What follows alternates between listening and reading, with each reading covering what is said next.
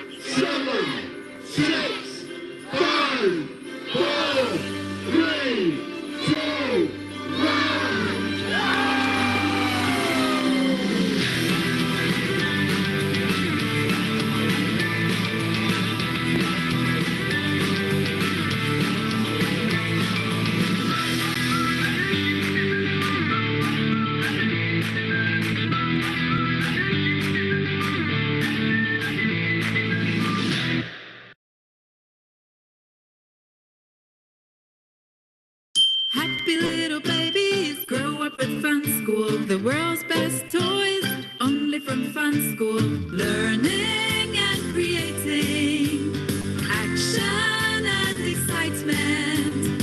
Come celebrate with Fun School. Fun School, true to kids, always. Ladies and gentlemen, boys and girls, welcome to Hamleys, the finest toy store in the world.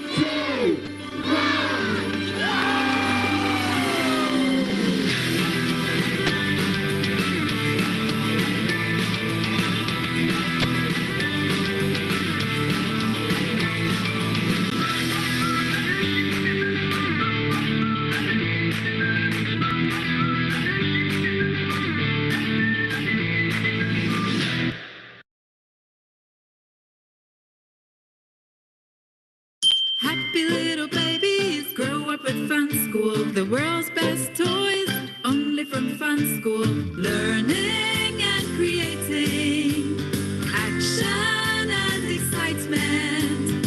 Come celebrate with Fun School. Fun School, true to kids, always. Ladies and gentlemen, boys and girls, welcome to Hamleys, the finest toy store in the world.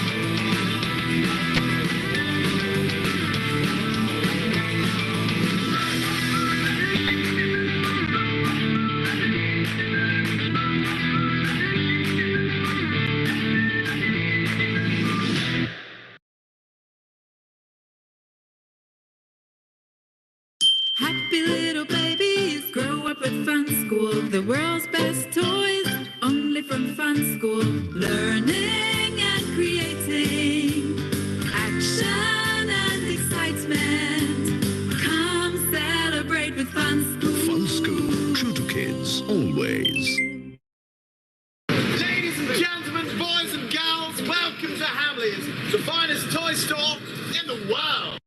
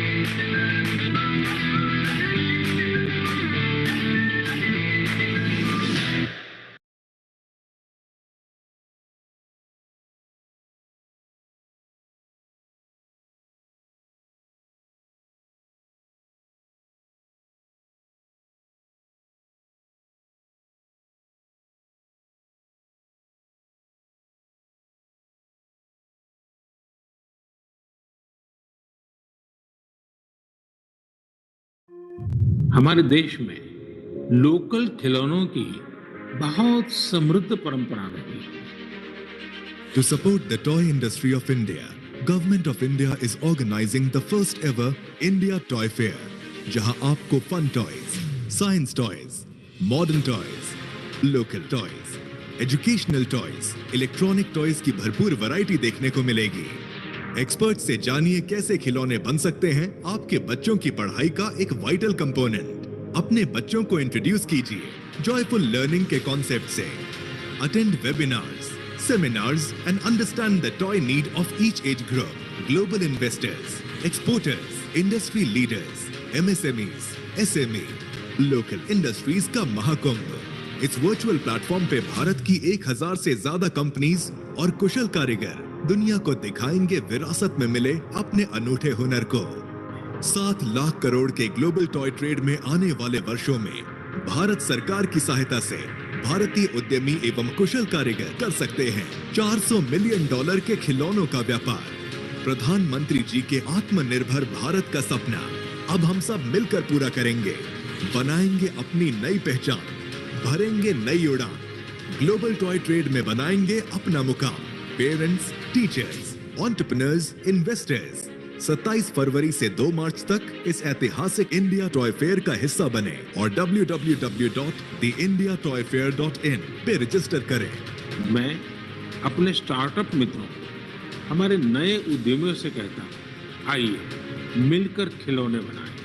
अब सभी के लिए local खिलौनों के लिए vocal होने का समय है। Team up for toys.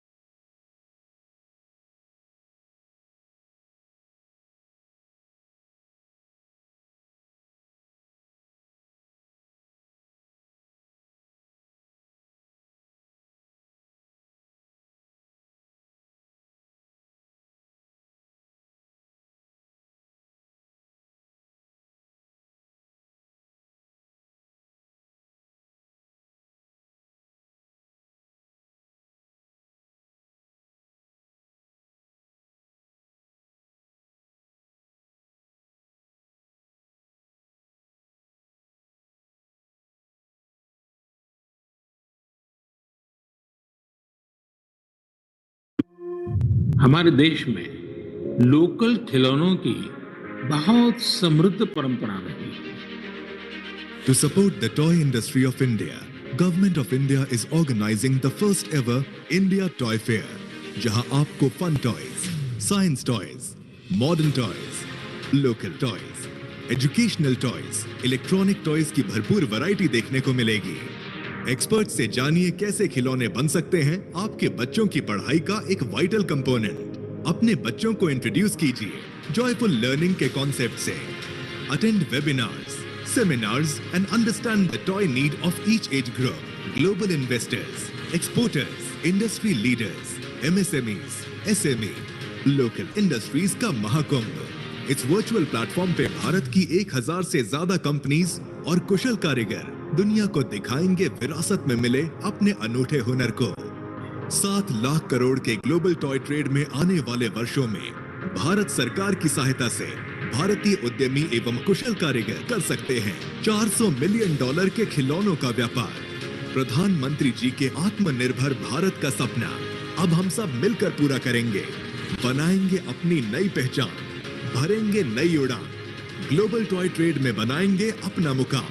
Parents, teachers, entrepreneurs, investors 27 फरवरी से 2 मार्च तक इस ऐतिहासिक इंडिया टॉय फेयर का हिस्सा बने और www.theindiatoyfair.in पे रजिस्टर करें। मैं अपने स्टार्टअप मित्रों को, हमारे नए उद्यमियों से कहता हूं, आइए मिलकर खिलौने बनाएं। अब सभी के लिए लोकल खिलौनों के लिए वोकल होने का समय है। Team up for toys.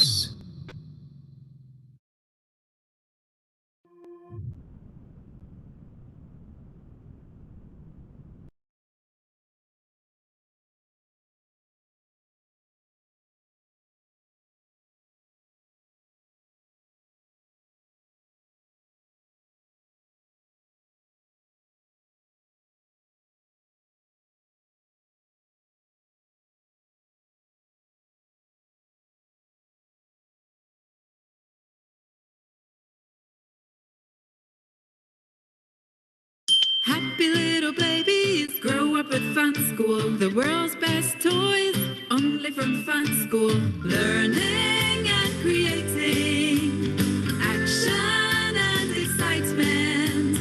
Come celebrate with Fun School. Fun School. True to kids. Always. Ladies and gentlemen, boys and girls, welcome to Hamley's, the finest toy store in the world.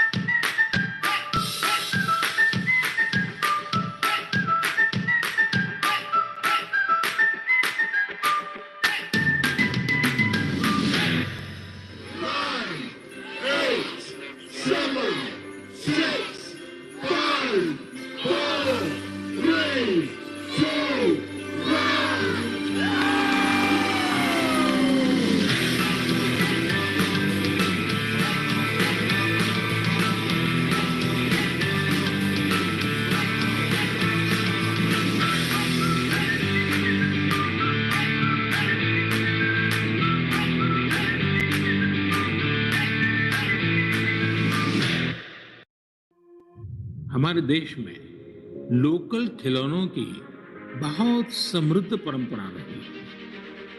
To support the toy industry of India, Government of India is organizing the first ever India Toy Fair, जहां आपको fun toys, science toys, modern toys, local toys, educational toys, electronic toys की भरपूर variety देखने को मिलेगी। Expert से जानिए कैसे खिलौने बन सकते हैं आपके बच्चों की पढ़ाई का एक वाइटल कंपोनेंट। अपने बच्चों को इंट्रोड्यूस कीजिए जॉयफुल लर्निंग के कॉन्सेप्ट से। Attend webinars, seminars and understand the toy need of each age group. Global investors, exporters, industry leaders, MSMEs, SME, local industries का महाकुंभ। इस वर्चुअल प्लेटफॉर्म पे भारत की 1000 से ज्यादा कंपनीज और कुशल कारीगर दुनिया को दिखाएंगे विरासत में मिले अपने अनूठे हुनर को। 7 लाख करोड़ के ग्लोबल टॉय ट्रेड में आने वाले वर्षों में भारत सरकार की सहायता से भारतीय उद्यमी एवं कुशल कारीगर कर सकते हैं $400 मिलियन के खिलौनों का व्यापार। प्रधानमंत्री जी के आत्मनिर्भर भारत का सपना अब हम सब मिलकर पूरा करेंगे। बनाएंगे अपनी नई पहचान, भरेंगे नई उड़ान, ग्लोबल टॉय ट्रेड में बनाएंगे अपना मुकाम। पेरेंट्स, टीचर्स, एंटरप्रेन्योर्स, इन्वेस्टर्स 27 फरवरी से 2 मार्च तक इस ऐतिहासिक इंडिया टॉय फेयर का हिस्सा बने और www.theindiatoyfair.in पे रजिस्टर करें। मैं अपने स्टार्टअप मित्रों, हमारे नए उद्यमियों से कहता हूं, आइए मिलकर खिलौने बनाएं। अब सभी के लिए लोकल खिलौनों के लिए वोकल होने का समय है। Team up for toys.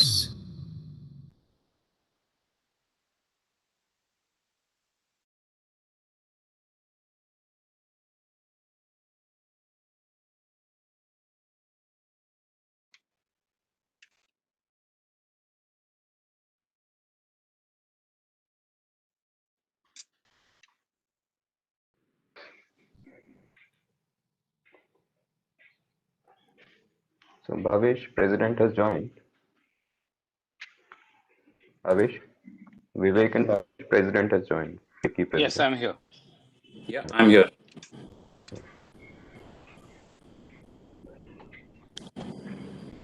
Hi, I'm here.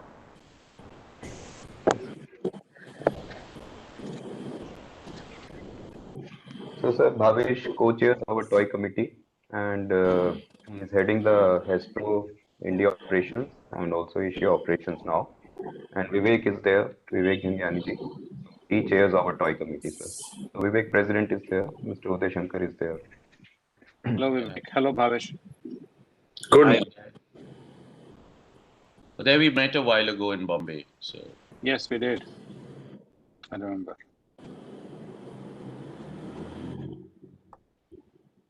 Morning, Vivek. Morning, Bhavesh.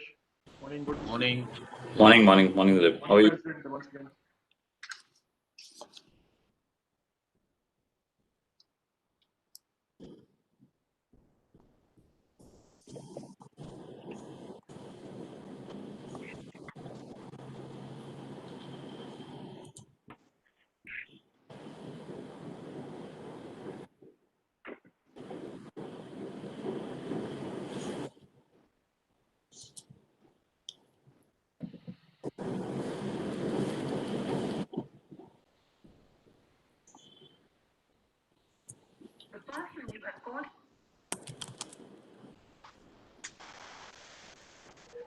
So Honorable Minister will join in 2 minutes.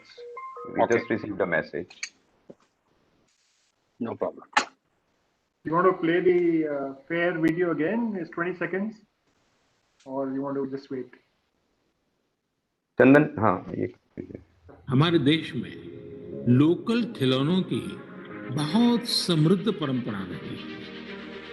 To support the toy industry of India, Government of India is organizing the first ever India Toy Fair, जहां आपको fun toys, science toys, modern toys, local toys, educational toys, electronic toys की भरपूर variety देखने को मिलेगी।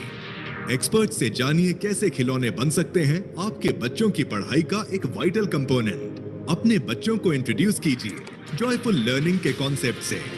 Attend webinars, seminars and understand the toy need of each age group.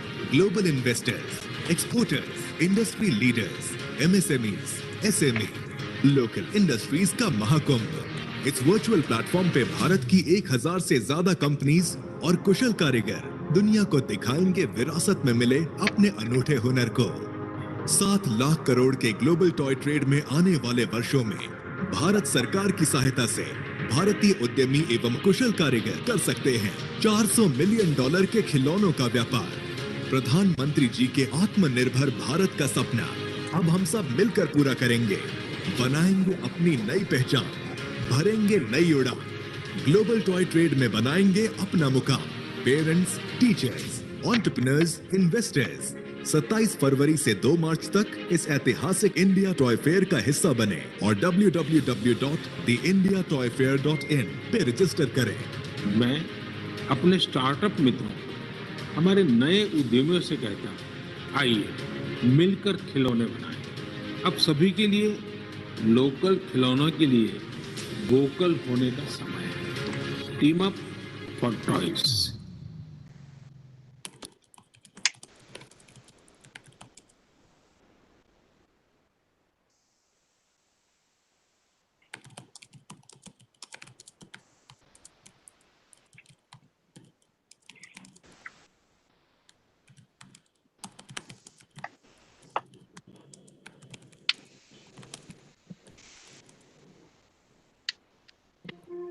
हमारे देश में लोकल खिलौनों की बहुत समृद्ध परंपरा रही है। To support the toy industry of India, Government of India is organizing the first ever India Toy Fair, जहां आपको fun toys, science toys, modern toys, local toys, educational toys, electronic toys की भरपूर वैरायटी देखने को मिलेगी। Expert से जानिए कैसे खिलौने बन सकते हैं आपके बच्चों की पढ़ाई का एक वाइटल कंपोनेंट। अपने बच्चों को इंट्रोड्यूस कीजिए जॉयफुल लर्निंग के कॉन्सेप्ट से। Attend webinars, seminars and understand the toy need of each age group.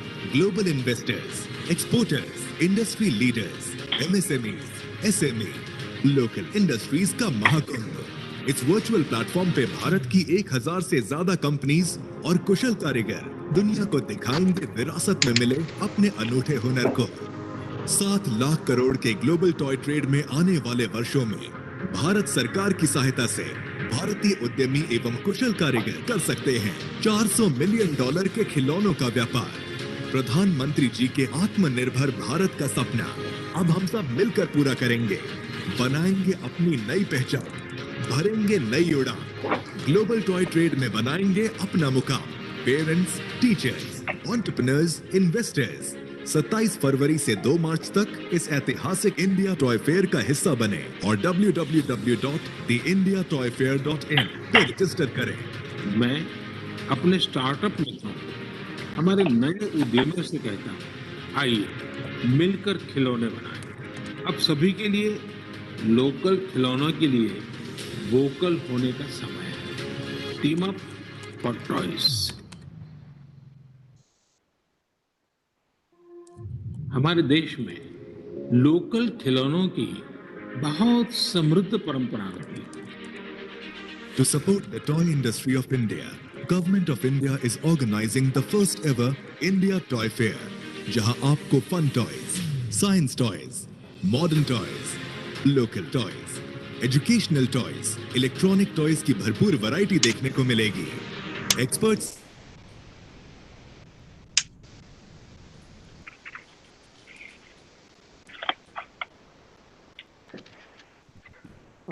Jyoti ma'am, Honorable Minister is there. Namaskar, madam. Namaskar, how are you, sir? I'm well. How are you? Long time. I'm well. Congratulations. I haven't spoken after you've taken over. No, we haven't had a chance. I was hoping to come by and see you one of these days. Anytime. Please, thank you. So, good morning, everybody. Welcome to the second edition of FICCI seminar on value of play, toy and games in the new normal scenario. Thank you all for joining in, and particularly Honorable Minister for sparing your valuable time to join us this morning and grace the occasion for this very important event, which we have started, in view of the fact that, childhood is, we all know, is the foundational stage, and toys play a very, very critical role. And it is with this dimension in mind that we institutionalized this Value of Play program. And as I said, this is the second edition of that. So we are really, really glad that you have agreed to grace the occasion. May I, with these words, hand over to our President, Shri Uday Shankar, for delivering the welcome remarks. Over to you, President. Thank you, Jyoti. Thank you very much. Honorable Srimati Smriti Zubin Irani ji, Minister for Women and Child Development and Textiles. Sri Vivek Jhangiani, Chair FICCI Toy Sector Committee and Managing Partner United Toys. Sri Bhavesh Somaya, Co-Chair FICCI Toy Sector Committee and GM Hasbro South Asia. Secretary General Dilip, Jyoti, principals and teachers from various schools, industry delegates, friends from media, ladies and gentlemen. It's indeed our privilege to welcome today Srimati Smriti Irani ji, Honorable Minister for Women and Child Development and Textiles, for the second edition of FICCI's Value of Play seminar. We are delighted, Madam, that you've joined us this morning. Over the past 1 year, you have personally been leading efforts to position India as a center of toys. Your extensive work on documenting toys at the regional and district levels is particularly noteworthy and an initiative that should be done across sectors as well. Thank you for championing the local toy industry. You just yesterday launched the website for India Toy Fair to be held later this month. FICCI is committed to ensure its success. This event, in a way, is a run-up to the larger event, ma'am. Realizing the importance of the toy industry, an important role it plays in the development in early childhood, FICCI instituted a committee focusing on toys led by some of the leading players in the country and globally. The objective is to make India a center of the toy industry. Honorable Minister, this Value of Play is an initiative we launched last year and are happy to share that we are holding the second edition on the same day as last year. This showcases the commitment of FICCI as Toy Sector Committee and the industry at large, which has come together to take this initiative forward. Early childhood, defined as the period from birth to 8 years, is a time of remarkable growth with brain development at its peak.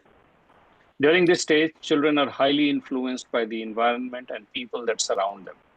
Toys and play perform important roles in early years of childhood and are an effective way of supporting responsive relationships, strengthening core life skills, and also reducing sources of stress. It is heartening to see that Honorable Prime Minister himself has spoken about the importance of this sector in his Mann Ki Baat, and the strategic role the government has envisioned for this sector in this holistic development of our children that are the future of the country. Madam, the National Education Policy 2020 also lays emphasis on innovation and research in learning, starting from the primary education, where play and toys can perform a major role. Also, NEP 2020 aims to ensure that no child loses any opportunity to learn and excel because of the circumstances of birth or background. Under the policy, every state district will be encouraged to establish Bal Bhavans, a special day in boarding school to participate in activities that are related to this. Like other industries, madam, COVID has been a major setback for this sector as well, and the industry is hoping to see the recovery with the measures taken by the government to revive demand in the economy at large. I would say that this industry has great potential, not just to cater to domestic markets, but also for export as well. I'm sure with specific action for this sector, we can be a major player in the global toy market in the next few years. In the end, I'd like to emphasize that FICCI remains committed to providing quality and safe toys for our children.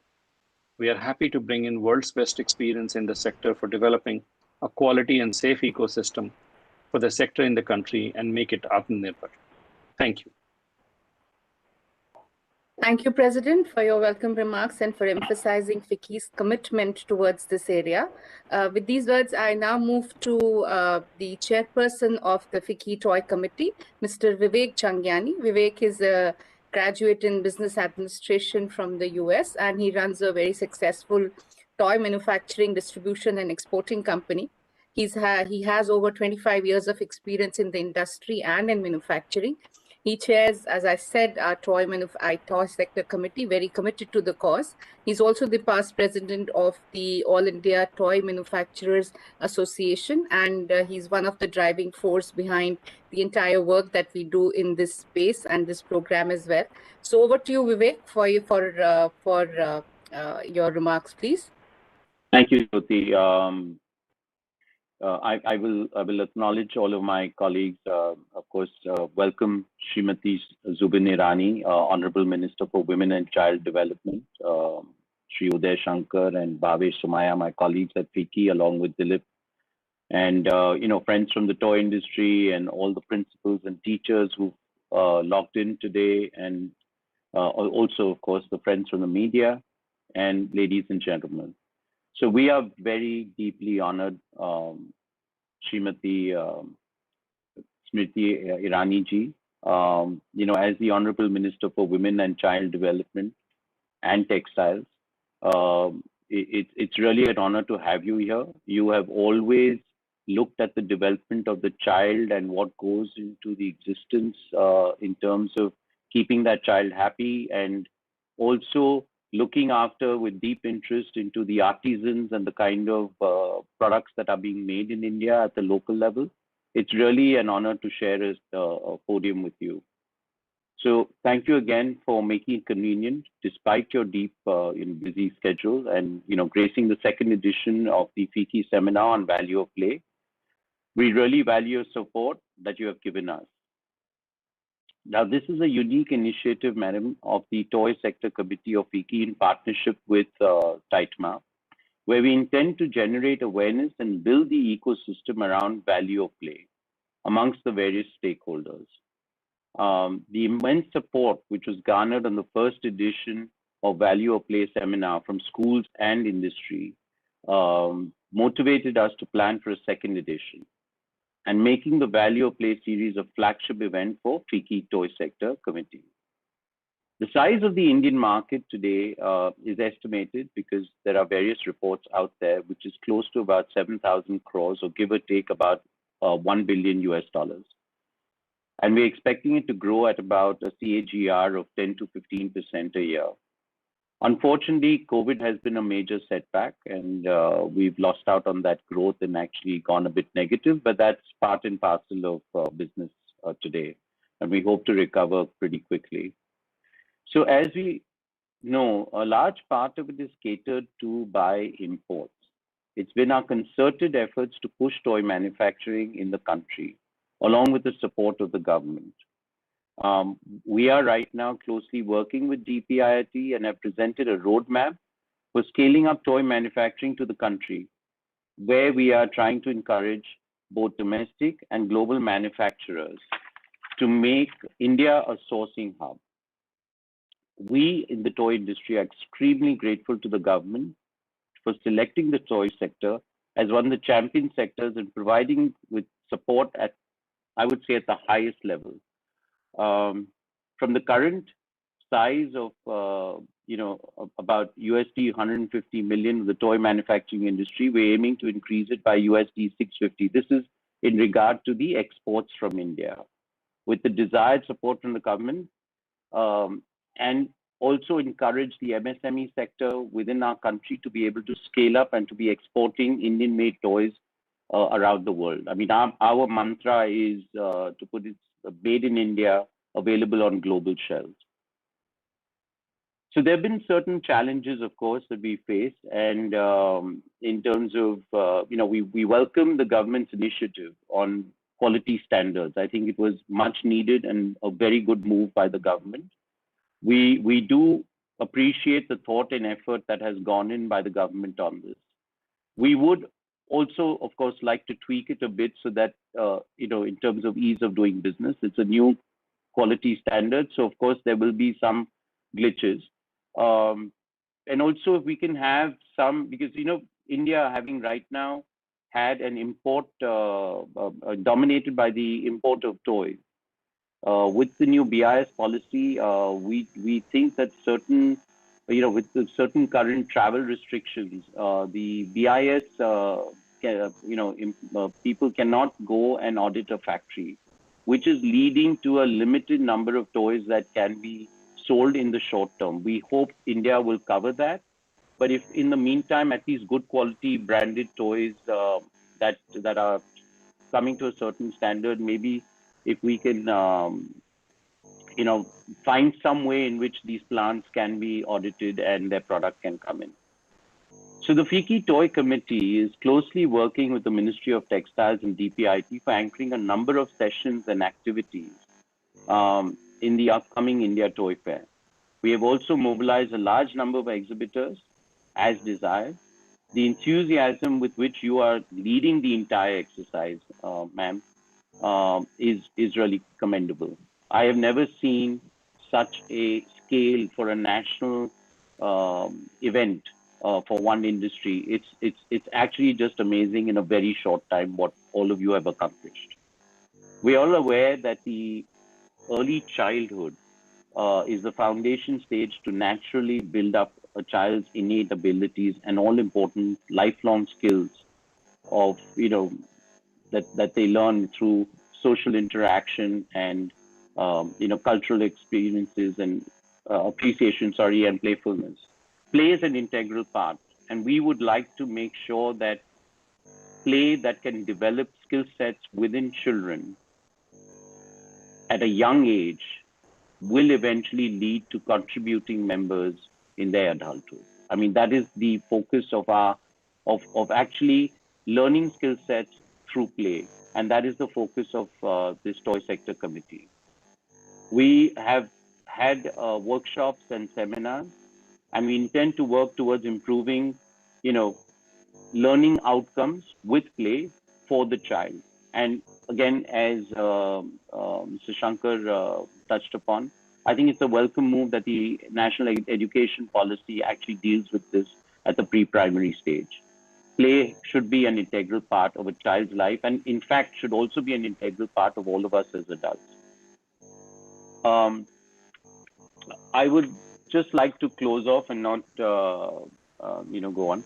At the end of this, I would just like to talk about what we are doing today. We have a couple of panel discussions that are going to be coming up. One on, how the relevance of toys and games in the new normal within this pandemic, and also the second session, which will deal with toy policies going forward, both from the manufacturer and importer view to the school education and that system.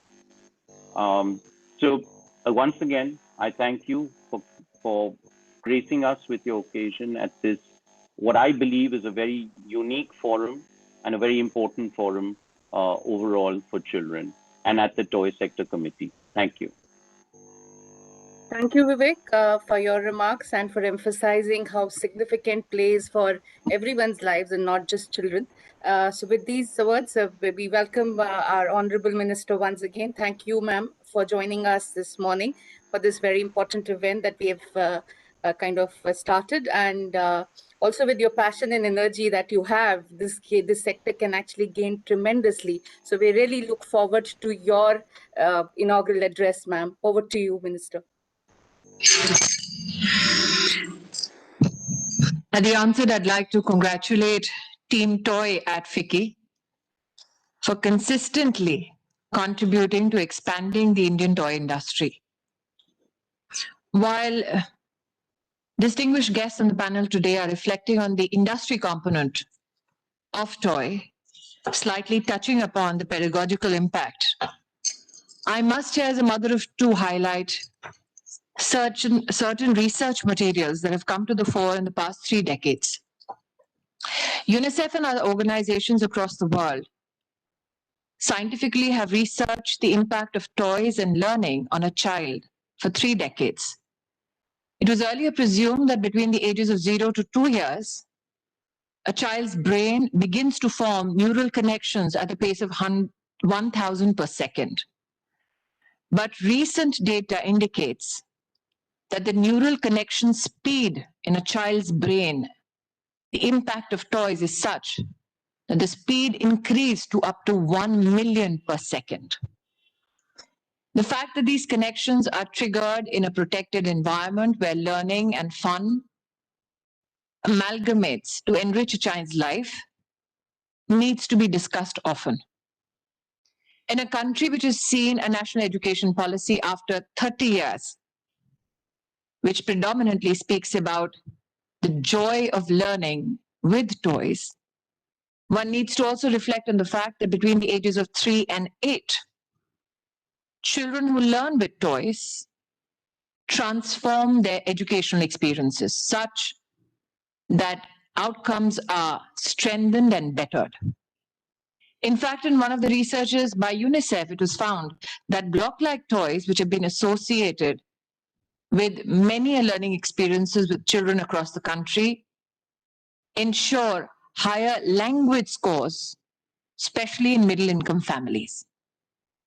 So while many luminaries today will enunciate the industry impact of toys, I think we also today, under the aegis of the FICCI Team for Toys, need to articulate incessantly on issues concerning the pedagogical impact of toys. Why I say this is because, as has been reflected by Mr. Jhangiani, one of our biggest challenges for our industry indigenously is the massive influx of toys from overseas. Given that current industry estimates oscillate between $1 to $1.5 billion, to have most of that revenue being generated by imported toys tells us the expansive opportunity that is before us. One challenge that has been confronted with is the challenge of electronic toys. The fact that between the ages of 7 to 12, 44% of sales are generated should make us introspect. That a generation, especially in a pandemic, which has been denied playful opportunities outside, what is the impact of digital play on children who would otherwise have had access to toy and an expanse and environment in which they could have enjoyed that experience. I'm hopeful that the FICCI team for toys can help reflect on the digital play impact, especially on the consuming base in our country. Many families have attested to the fact that a toy is functionally used by a child for not more than a year. Many of us with children know that the attention span of our children is such that it would fascinate a child for not more than a month. Which means that where we have families in the middle income group as one of the largest consuming sections, what are the price points that can help attract these consumers to toys made in India? The underlying challenge with regards to this particular affirmation of mine is this: an industry which is functioning in silos, where the largest segment is 4,000 enterprises in the MSME segment. How many of them can afford to keep their price points low and yet sustain themselves as businesses? Given the onslaught from overseas, given the fact that those who can afford, because of their income, better toys, migrate or oscillate towards commercial digital platforms for procurement, how does the MSME segment compete in such an environment? And that is why the Honorable Prime Minister gave a clarion call for the country to unite as appreciation for the Indian toy industry. I'm extremely proud that under the aegis of the Prime Minister, the Government of India conducted the first ever hackathon totally dedicated to the toy industry. An invitation was given to the entire startup community, to design schools, to children to come forth with their desires with regards to toys that they can consume, they can play with. Additionally, startups who might have new ideas, new toy functions that they would like to explore commercially. I'm happy to share with Team FICCI today that since that invite, we have received in the Government of India, the Ministry of Education, close to 127,000 entries. A segment which was not much spoken of has received overwhelming response only in a hackathon. Yesterday, along with Minister Education, Minister Commerce, I had the privilege of dedicating the India Toy Fair platform for registration. I'm extremely grateful that already we have over 1,000 companies that have come on board, including some of the biggest national and international brands. But what is the biggest takeaway that we seek from this platform, from the India Virtual Fair dedicated to toys? Ministry of Education, as we speak today, is engaging with every state, every school, board, every educational organization so that we see enhanced participation from the consumer of toys, which is parents and children. For the first time, when in an immersive experience, a parent or a child engages with a company and try to pick a toy of their choice, they will also have access to a map of India, which has mapped with the efforts of Ministry of Education, toy needs and pedagogical impact of that particular toy, which is locally available from preschool onwards to higher education, which is the first being done in our country. The desire is this, that the design intervention that our local MSME industry seeks, the packaging intervention that our local artisans seek, the support that our small-scale industry seeks so that they can transform themselves into a proper corporate structure through webinars, which are also being supported by FICCI. We will provide that platform for conversations and for commercialization of such designs or of such important, I think, entrepreneurial ventures. As a consumer, as a mother, the desire that I have is this. For too long, we've had knowledge systems that have never been transformed, unique to our country, through cultural creatives in the Indian toy industry. I am hoping that that transformational journey will begin with the India Toy Fair 2021 from the 27th of February to the 2nd of March. The fact that FICCI began on this journey, taking the pedagogical needs of over 249 million school-going children of our country and marry it with the needs of the Indian toy industry is to be lauded. My best wishes to Team FICCI. See you at the first ever virtual India Toy Fair 2021 on the 27th of February. Thank you. Thank you so much, ma'am. You know, the government's commitment to the sector is extremely heartening. And from your address, we can figure out how deep the research of the government is on the sector. And you have complete understanding of all the challenges. Ma'am, we are committed to the cause. We are there part of the Toy Fair as well, and shall work with the government on everything we could do to make the country a toy hub. So thank you, ma'am, once again. And I now hand over to Bhavesh, who co-chairs the FICCI Toy Committee. Bhavesh is currently responsible for driving high-impact business results and overseeing brand building initiatives for Hasbro across the South Asia region, which includes India, MENA, Singapore, Malaysia, and Thailand, and has 20 years of professional experience in this area. So over to you, Bhavesh, for your vote of thanks, please. Thank you so much, Jyoti, and it's truly an honor to have you here, Honorable Minister. Your words were really encouraging for the industry, schools, and of course, all of those present. Your perspective and endorsement of the joy of learning with toys has been an incredible insight into how toys and play and its pedagogical impact can play a critical role in fact, evolving future generations within the country.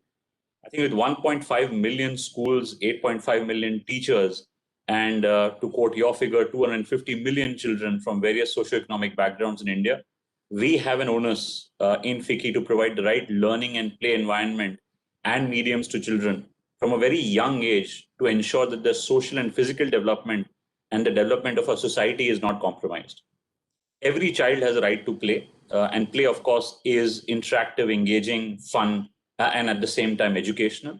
When children play with their friends and families, exploring, creating, inventing, they learn how to interact with others. Through play, children develop an understanding of social expectations and rules. And of course, play provides opportunities to share thoughts and ideas, to listen, to communicate, and of course, gain confidence about their own abilities. In the last 1 year, again, as a parent, I think during the global pandemic, play took on a whole new meaning with children and families adjusting to the new norm. It became a medium of learning, a means to spend a lot more time with family and stay active while being indoors. It has actually been very interesting, ma'am, to see new trends by the global toys and games industry that weave together a child's digital as well as physical play worlds for multi-dimensional and multi-layered play experiences. The Toy Sector Committee of FICCI is committed to drive the value of play agenda in India and create and manufacture high-quality products in India to aim to give every child the right to play and experience fun learning, may they belong to whatever socio-economic class. On behalf of the FICCI Toy Sector Committee, I really want to thank you, Madam Minister, for gracing this occasion. A big thank you to all the schools who have joined us, their principals, teachers, students who have attended this seminar. I really appreciate and acknowledge the support of our industry colleagues from Hamleys, Fun School, Hasbro, Mattel, and Lego, along with Titama, NAITBA, and all other toy industry participants.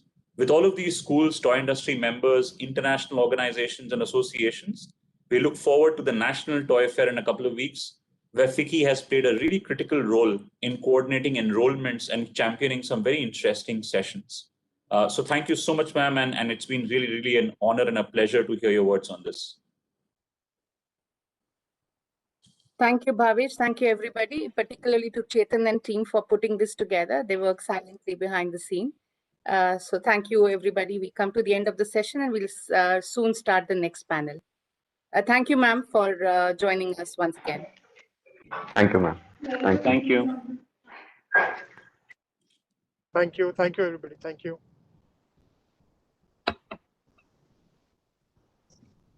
Thanks, Vivek. Thank you, Bhavesh. Vivek, we log into the next Thanks, link Dilip. now. Yeah, I'll just Vivek log and in. Bhavesh, we log into the next link now. Yeah, Vivek, we are waiting for Mr. Raman to join from Niti Aayog. In the meantime, I think we can play the short video which you had shared with us. If you have a longer time, we can play that. That we can play a little later. Maybe you can play the longer video, and we can stop it when he joins. Okay. Okay. So, Ankita, can we play the video for the benefit of everyone? The longer Yes, one, sir. not the shorter one. Yeah.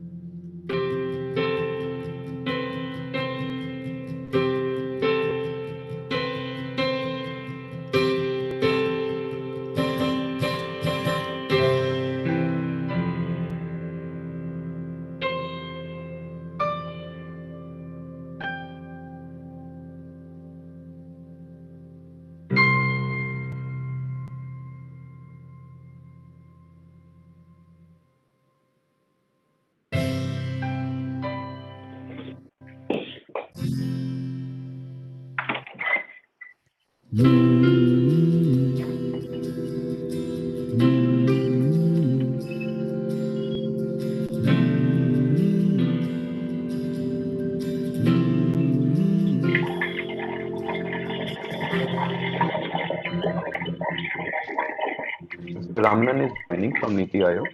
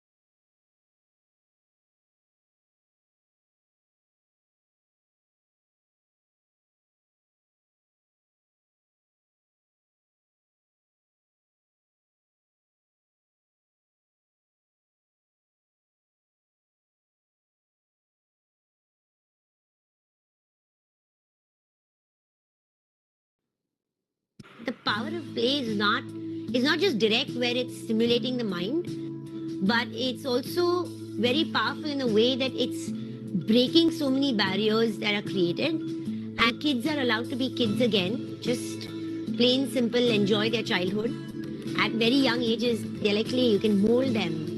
We keep cribbing about why the world is such a bad place and it's filled with such bad elements, and why is somebody a criminal and all of that in this world.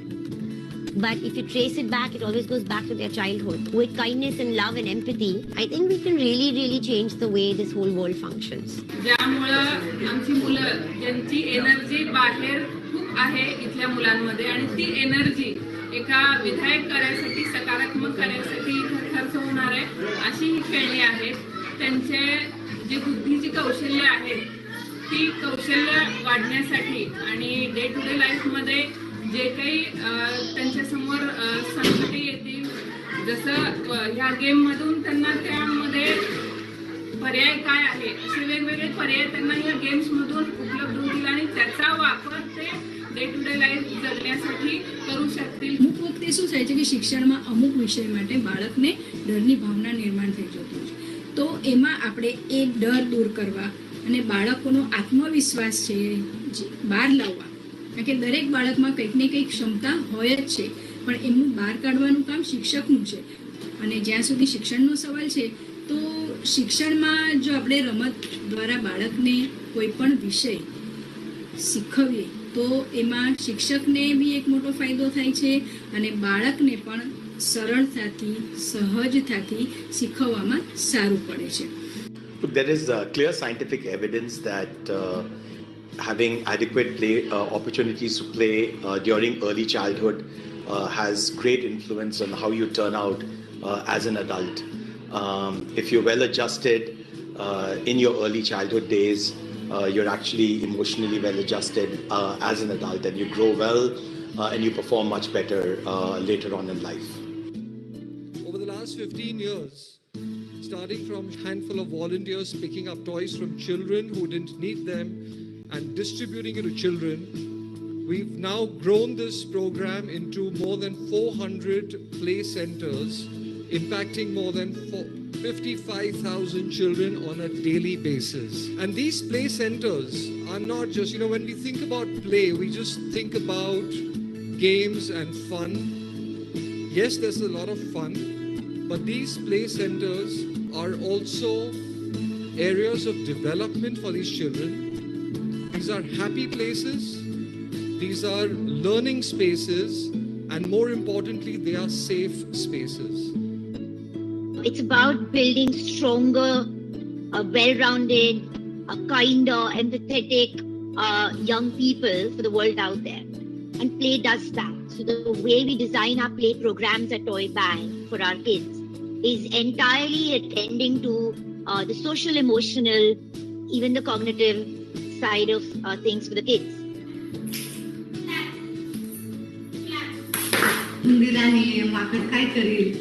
क्या करेंगे?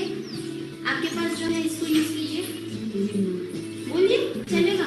उंदीर आणि माकड विमानाने जाऊ शकते का?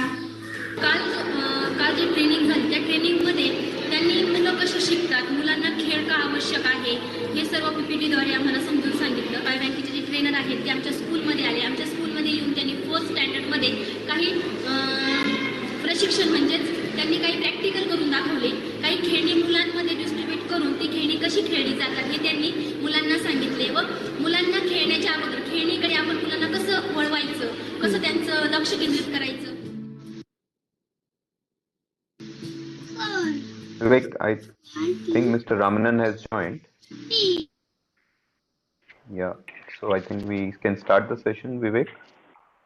I think that was a nice note on which to start the session when you see children playing, and especially children who don't have access to toys and games generally. And I think that's what we are trying to bring out today in, the whole play value for our children. So I'd like to introduce the panel. I'm going to be reading it out because each one of you is so illustrious in all that you've accomplished. It would be worthwhile to state it. So welcome, Shri Ramanan. We are very happy to have you here, sir. And thank you for taking time out of your busy schedule. Shri Ramanan is the Mission Director of the Atal Innovation Mission, Niti Aayog, the National Institute for Transforming India. Government of India, and Mr. R. Ramanan is the Senior Vice President of Tata Consultancy Services. He graduated from IIT Mumbai in electrical engineering, and Mr. Ramanan is also a Harvard Business School Advanced Management Program alumni and is accredited by Cambridge University in sustainability, something very close to all our hearts today, and leadership. He was also elected as the lifetime chair of HBS AMP 187 alumni by HBS. So, I mean, that pedigree, sir, you know, it's just amazing to have you on. The next panelist we have is Mr. Michael Swaisland. I hope I've pronounced it correctly, Michael. He serves as the head of insights for Mattel EMEA, a role he has held since February 2019. He is responsible for a major push to improve Mattel's EMEA's data and analytic capabilities, particularly in the digital space, and to align them with the best practices seen in cutting-edge experiences. He brings more than a decade of experience in fast-moving consumer goods and working with leading brands in the highly competitive worlds before the toy world and beauty and beverage industry. So welcome, Michael. The next panelist I'd like to introduce is Ms. Meenakshi Singhal. Is Meenakshi there? Hi. Ms. Singhal is presently primary school principal at a renowned Pathway School in Noida. Mrs. Singhal has 26 years of experience in the field of education, much of it in leadership positions in prominent schools in India and overseas. She has a postgraduate degree in 2 disciplines, English literature and public administration. She has a Bachelor of Education degree from India and also trained in the Principals Training Center in London for International School Leadership. Welcome. The next panelist I'd like to introduce is Dr. Ruchi Seth. Dr. Ruchi Seth is currently the principal at the Lotus Valley International School. She comes with a vast experience of 4 decades in the education sector as teacher and as school administrator. She also sits on the board of prestigious organizations like the Danish Water Forum, Worldwide Forum, India, and in the capacity of chief advisor and member of the executive body, respectively. Dr. Seth is also a recipient of the prestigious CBSE National Best Teacher Award. Congratulations. The next panelist and my colleague at the at FICCI is Mr. Bhavesh Somaya. He is currently responsible for driving high-impact business results and overseeing brand-building initiatives for Hasbro across the South Asia region, which includes India, MENA, Singapore, Malaysia, and Thailand. He has over 20 years of professional experience in marketing and business management, and as I said earlier, my co-chair the Toy Sector Committee. The next panelist I'd like to introduce is Ms. Parul Ori. Ms. Parul Ori is the chief editor of Momspresso and the anchor of Let's Talk with Parul. Starting her career in 1994 as the youngest member of a PR firm, Parul went on to work in different aspects of corporate communication and over the next decade at organizations such as Perfect Relations, Media Workshop, and ASCOM India. She's also a TEDx speaker, continues to speak on and blog on the impact of gender dynamics on children and the all-important role of a mother, and has also acted in several theater productions. And our next panelist is Ms. Lizam Mishra, also my colleague at the FICCI Toy Steering Committee. She leads the government affairs for the Asia Pacific region for the Lego Group, based out of the company's regional headquarters in Singapore. Lizam brings close to 20 years of experience in the government and in corporate affairs functioning, working for Fortune 100 companies in technology, retail, and aerospace. Prior to joining the Lego Group, Lizam was the head of government affairs and public policy for South Asia for Amazon and was part of the core team that helped bring Amazon to the region.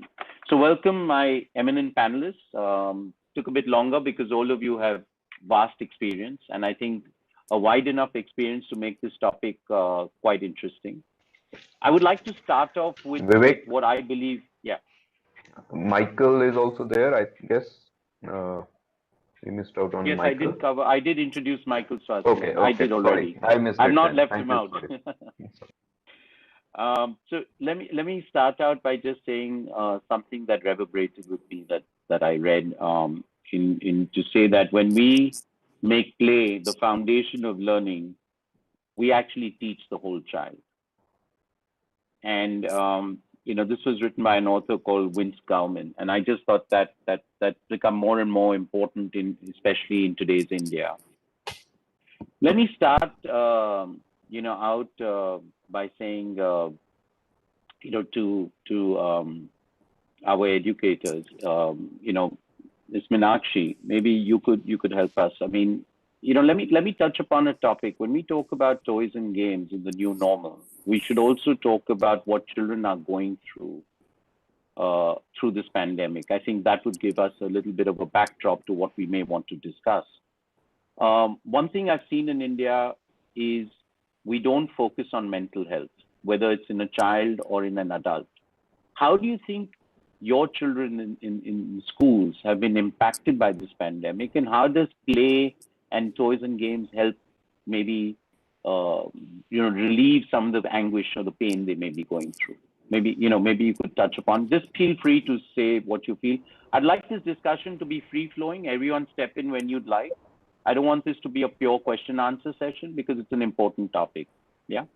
Thank you, Meenakshi. Yeah. So, well, as you said, when the lockdown happened, I think our first concern as teachers was, how is it going to impact the mental health of these children?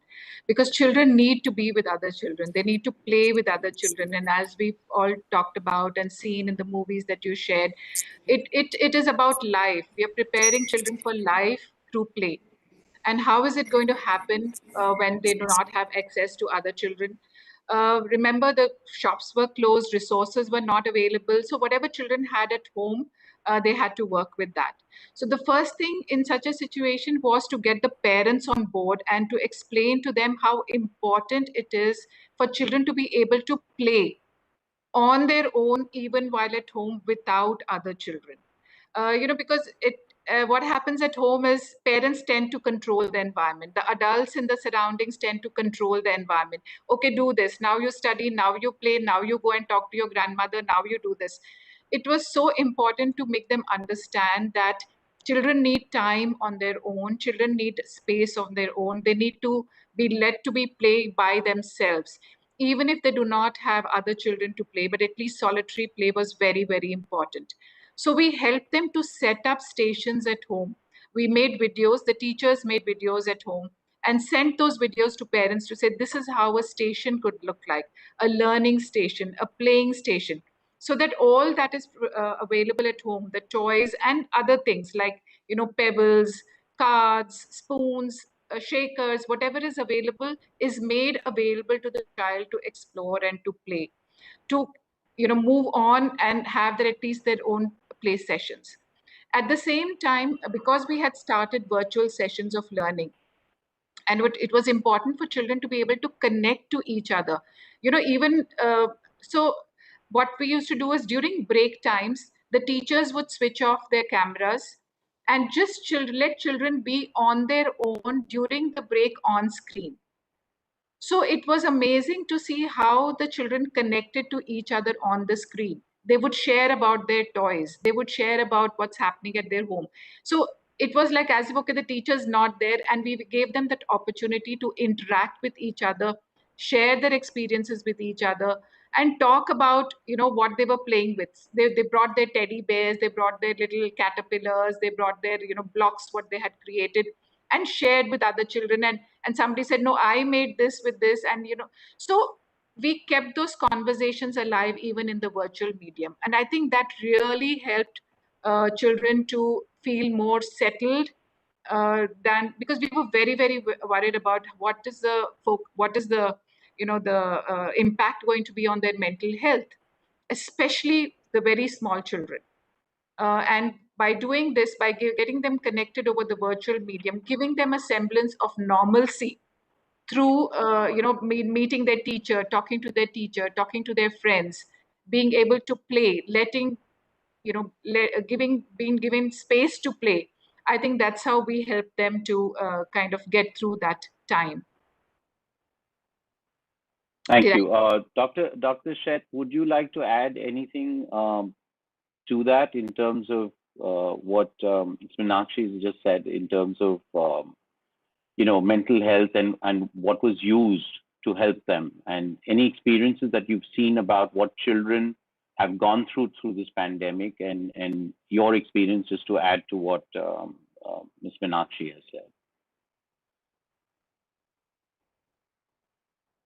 You're on mute, ma'am. Ma'am?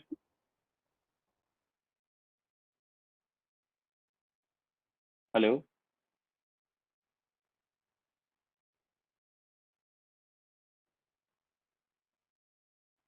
Chetan, Shreya, can someone unmute Dr. Seth? She will have to unmute herself, sir.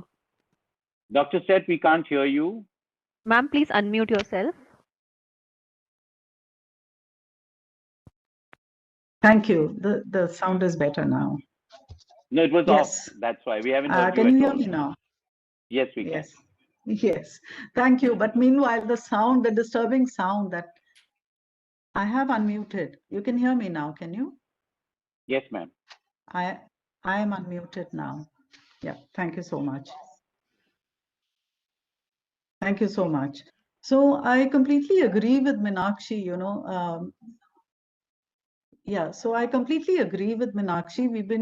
All of us have had to step out, bring out our thinking caps on how to keep our children engaged and interested in education.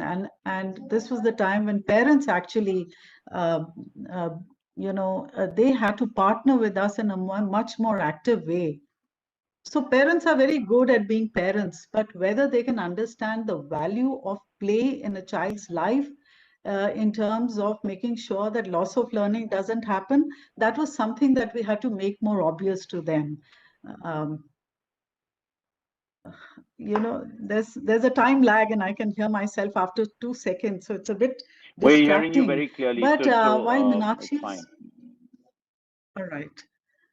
So while Meenakshi has spoken about what's been happening in the classroom, let me talk about what's been happening with children with special needs and the mental health issues that we've been.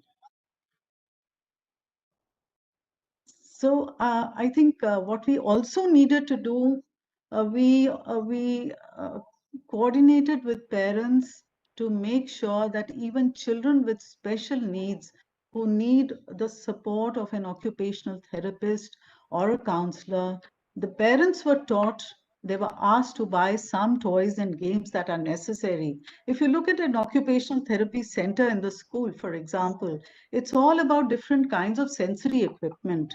So we had to, according to the need of each child, we had to request our parents to either buy some of the toys or use the material that is available at home and allow the children to get those sensory inputs from those toys. So we had to do a bit of training with the parents.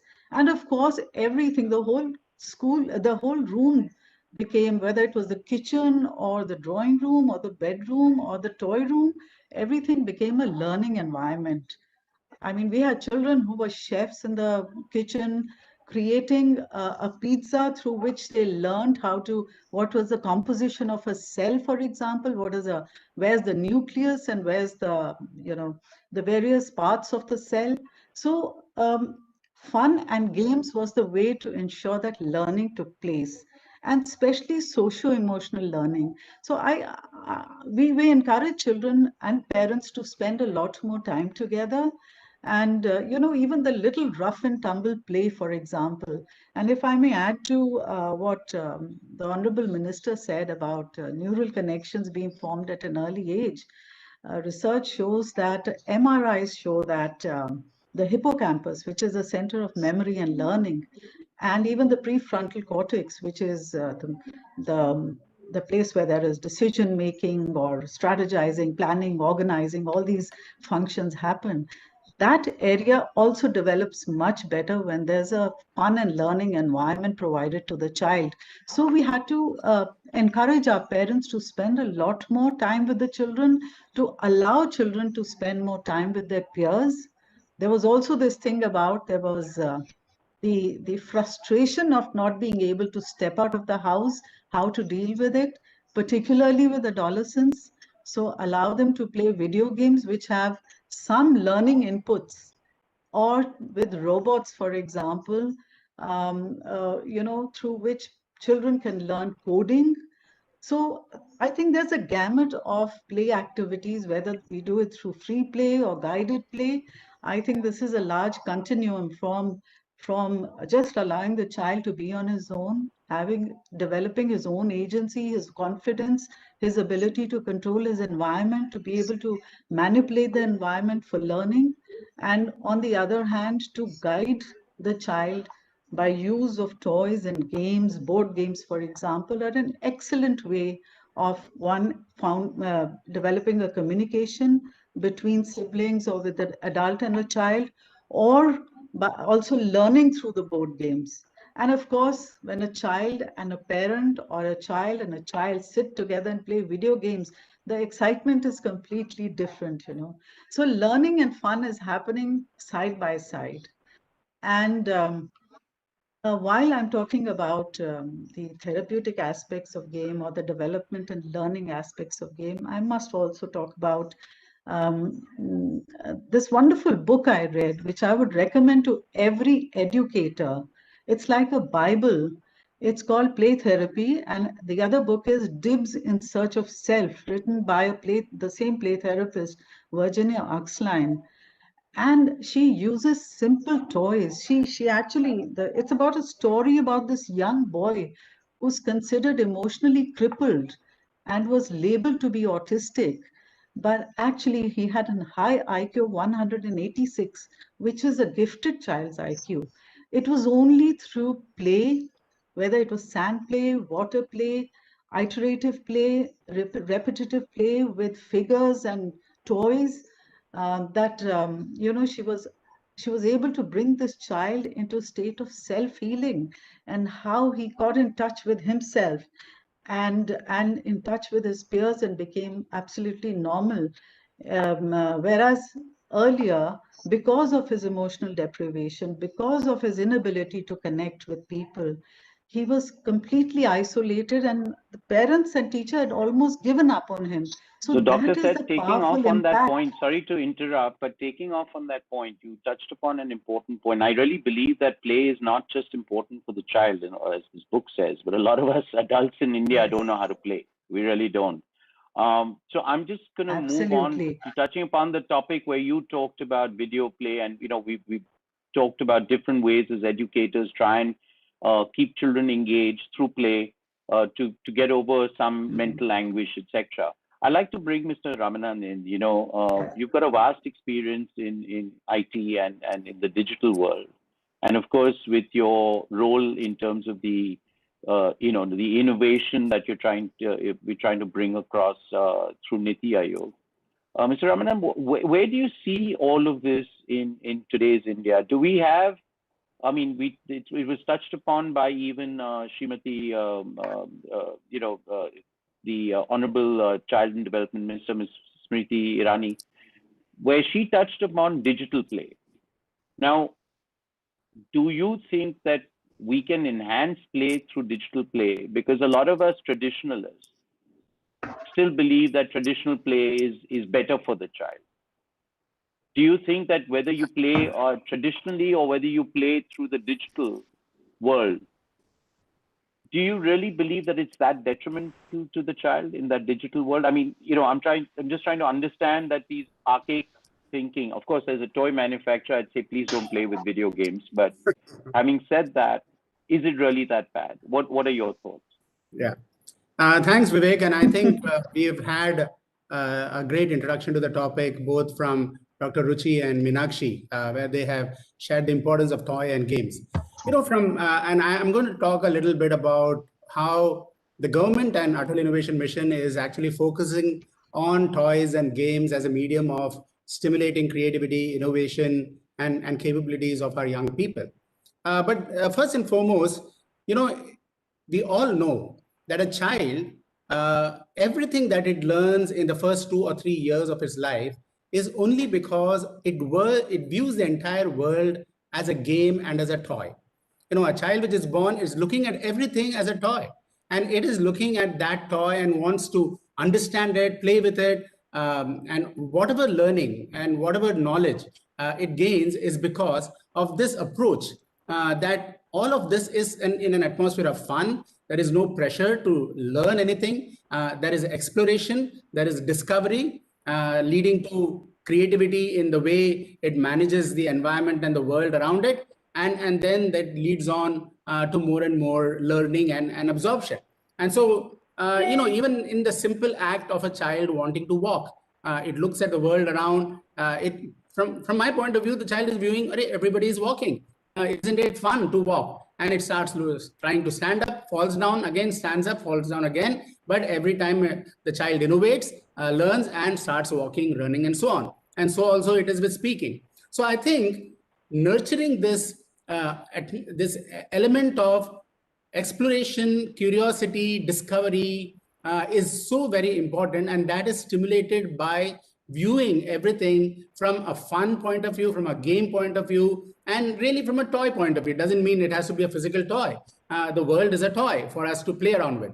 And I think that stimulates the creativity, and that's why the child learns so much in the first few years. And then as we start limiting the child in saying that this is the way you have to acquire knowledge, and this is the way you have to learn about a particular subject, and this is the way, structured way, if you don't get marks in maths and physics and chemistry, you're not learning anything. This starts inhibiting all of us, and we stifle the creativity in us, and thereby we lose the innovative ability. And therefore, the point that Dr. Ruchi said, take autistic children. I know through experience, my cousin sister is having an autistic child. And the only way that child is able to express that it is as normal as anybody else is through the games and toys that it plays and learns. And then you're amazed that the child is doing things that normally we wouldn't have thought of doing with the same game or with the same toy. Now, what are we doing? The Honorable Prime Minister, I think, has played tremendous importance on learning through toys and games. He gave a recent speech on that. And the NEP, the New Education Policy, also focuses on toys and games, not just at the beginning foundational levels. I think this whole approach towards toys and games has to be encompassed throughout our life, and that's why the Tinkering Labs have been launched across the country. Now, some of you may be already familiar what the Atal Tinkering Labs are about. They are dedicated creative and innovation workspaces in schools for students between grade 6 to grade 12. What do we want to do? We are introducing to them do-it-yourself kits in the latest of technologies, 3D printers, robotics, IoT, miniaturized electronics, augmented virtual reality. They are like Lego kits. Give a Lego kit to a young, small little boy and he starts assembling, disassembling, and so on and so forth. We want our young kids between grade 6 to grade 12, because they are at their most creative phases of their life, to start tinkering with them. So that's why the word Tinkering Lab. You want to tinker, you want to play in an atmosphere of fun and learning. And these are a combination of digital and physical toys. You need mechanical spanners. You have things like, creating solutions using Arduino boards or robotics and so on. And these are, we have great partners like Lego and all the others who have also partnered in adopting Tinkering Labs and in stimulating this.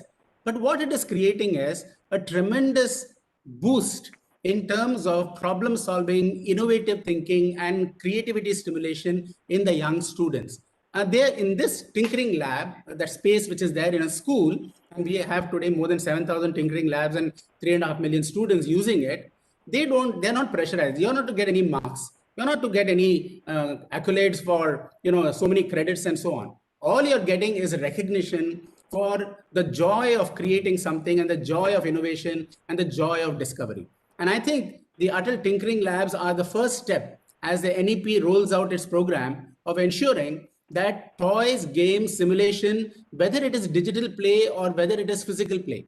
In fact, these Tinkering Labs is a combination of digital play as well as dexterity with your hands and with your physical dexterity which is required. And we are also including that in sports and sport games and so on, so that, how do you learn sports better through a game? How do you learn to play cricket better through augmented reality, virtual reality? How do you learn to play tennis better? And so all of these simulations and the game-based approach is one of the most creative ways of engaging the child and being able to flower and blossom their creativity and innovation. Yeah, that's interesting to note, because we've always put down digital play. I think overall, anything that's too much of something is always hurts. But what's coming across is that in this new pandemic, that toys, games, whichever way of play does help a child, and especially also those with special needs. Michael, I'll come to you. Just to touch upon, looking at this from a toy company such as Mattel's viewpoint, how have things changed for you as a company in the way we view, the kind of products and the way you sell those products? I know it's too soon. It's only been about a year now into the pandemic. But since you do a lot of the analytics and you understand, the changing trends and the changing life patterns in terms of children, is there something that you at Mattel have seen where, either toys fulfill a need when I talk about mental health or just about occupation, or will this also change the kind of need for certain toys, or how do you look at this both during the pandemic and going forward? Yeah, sure. Thank you very much. And firstly, I'd like to thank the government and all of you guys for the involvement in this. I think it's a really important topic for us to all be speaking about. I think where we approach it from is balance. I think the past year has been, so monumentally different for kids and parents that we've had to process a lot of new ways of doing things. And I think for kids, as many of the other speakers have already said, it's really important that we inspire, entertain, and develop them through play from an early age, because those first 7 years of life are so crucial to their overall development and reaching that full potential. So this year, when I hear the conversation between digital and physical, I don't think it's one or the other. I think we know that digital is becoming such a fundamental part of all of our lives. And it's not a choice. I think we need to develop kids in both spaces going forward. So it's about how do we ensure that there's a balance between what they do in the physical world versus what they're doing in the digital world, and that they're both seen as beneficial because they both have their benefits to the child's development. From our side, it's how do we integrate that? Because when play patterns are in place, it's often either in the digital world or the physical world. And there's a lot more integration that's starting to take place between how you can pull kids between the two different worlds and therefore almost force the physical interaction, because just doing digital interaction therefore keeps them very much still and passive, whereas that energy and academic elements that come through from the physicality I think are actually quite crucial. So how do we give access to that, and what do we think this future is? From our perspective, there's a number of areas. When they're playing, they're developing skills in areas of like cognitive, physical, communication, their social and emotional well-being. But how do we get these skills prepared is crucial, and what are the type of areas that are impacting that? So us as Mattel, we are very obviously interested in childhood development, and actually over the last 2 years, we've been working with the University of Cardiff in the UK to understand neurologically what happens in children during during different play patterns. And we found that during doll play in particular, there was the parts of the brain that are associated with social information processing skills and empathy are being activated during these play patterns, which is crucial as we see the world that we've lived in the last year, how important those skills are in developing well-rounded individuals. So how can we then say, well, what does this mean from a broader play pattern perspective? What are the other options that we can be looking into to get our kids ready for that point in the future? Because it's crucial that we do things that are around literacy and emotional development. So, what are we doing from a STEM perspective, where in India, we've had obviously in the past our Hot Wheels labs, which is teaching physics concepts of speed, energy, force, and gravity. But also other areas where we're working on the more emotional side through imagination. And I think that sometimes we put too much emphasis on, is digital the right thing? Is physical the right thing? Is STEM the right thing? Is emotional the right thing? But in the end, kids need to be developed in all these areas to become the well-rounded people that we want them to be as future leaders. So, I mean, I could go on in a lot of these areas for quite a while, but in essence, I think the greatness of a session like this is getting towards a common understanding of what this is from the very different perspectives, because I think parents see kids through one lens, and I think through the last year, I've probably seen them in a totally different world, having to try and do their work while educate their children. Teachers see a completely different lens that parents maybe have not been exposed to. And us in the more analytics and insights world, I think the most important thing for all of us to do is just observe, because you can learn so much just by watching, because a kid can't necessarily always tell you what they think and feel. But if you watch and listen, you're likely to pick up things more as we go along the journey. So from my side, it's very great to be in part of this, just to listen to everything that the rest of you have to say as well. So thank you for encouraging this engagement. Thanks, Michael. I know this is a topic close to my heart, and we can go on and on. You know, I'll just come to Ms. Ori. Sorry, I'm going to come to you with a very different angle, since we have you know, eminent toy companies like Hasbro, and we have someone who talks about innovation, and we have Mattel, and we have educators here. You know, for a long time in India, when we as manufacturers went to schools, we were treated like pariah. You know, this is a commercial person coming and trying to sell toys and games. And I hope both the educators here don't take this in the wrong way, but we were always shunned from the school system, right? And we as manufacturers and dealing in toys have always, been frustrated with the fact that toys have not been part of our children's growing up years, in terms of it being, it's always been like a reward on a birthday, on a special occasion. You've done well in exams. It's never been brought into as part of a child's lifestyle. I think that this whole initiative by the government, therefore, is amazing. I mean, just to have that mindset change, that toys can add to children's lifestyle and, lead them to be with more skill sets. But where I'm coming from is, do you think partly the kind of environment we're in is where this change is coming in? I mean, where do you see all of this? Because to me, honest, after 25 years in this business, I wish that had happened 25 years ago. So where do you see all of this as a mother, as someone who deals with, I love the term momspresso, but, caffeine kick for a mom. But anyway, we can, love to hear from you on this. Sure. Well, as the largest online content platform for moms in India, we see how things change in the parenting world. And I think one very prominent trend has been how parents very clearly understand the importance of play in a child's overall development, the benefits, the cognitive growth, and we've gone through all of that. I clearly remember my own experiences of, those high contrast color, soft blocks, mobiles that we had for visual stimulation when the children were babies. There were plush toys with different textures for tactile sensory stimulation. The list goes on. But the point I'm trying to make is that parents today, your audience, the buyers, are very well informed. We're tech savvy and we're demanding, and especially in the early childhood category. But I think what's interesting is what COVID has done is actually, it's rekindled an interest in toys and games, even for age groups beyond the early years. So early years gets a lot of attention where toys and games are concerned. And you're right. I mean, as far as toys have always been considered an indulgence. Well, traditionally, when you save up pocket money, you'll get it. Or marks achhe aa gaye. If you manage to get a certain rank in class, then you'll be rewarded with a toy.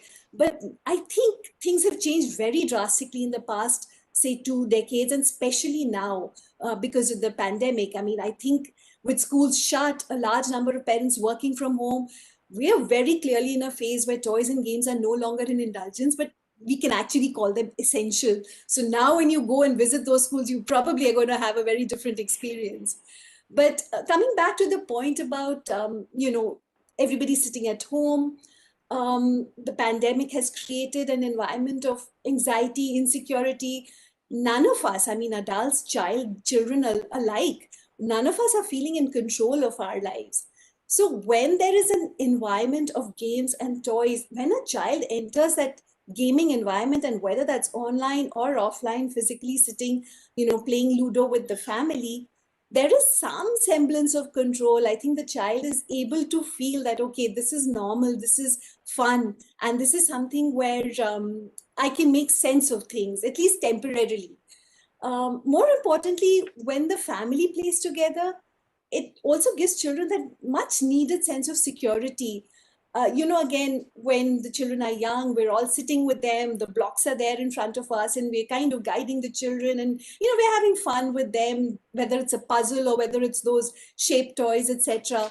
I don't know at what stage, I can't pinpoint the stage where I actively stopped playing with my children, sitting down to play. And I'm sure it's the same with everybody. It's a unconscious, subconscious thing, but the pandemic has helped to bring that back. Carrom boards came out, decks of cards came out, Monopolies, your Scrabbles, your Ludos, everything came out. Ludo also online. My God, what a rage that was. My kids were constantly on, playing Ludo with a friend sitting in, geographically different parts of the world.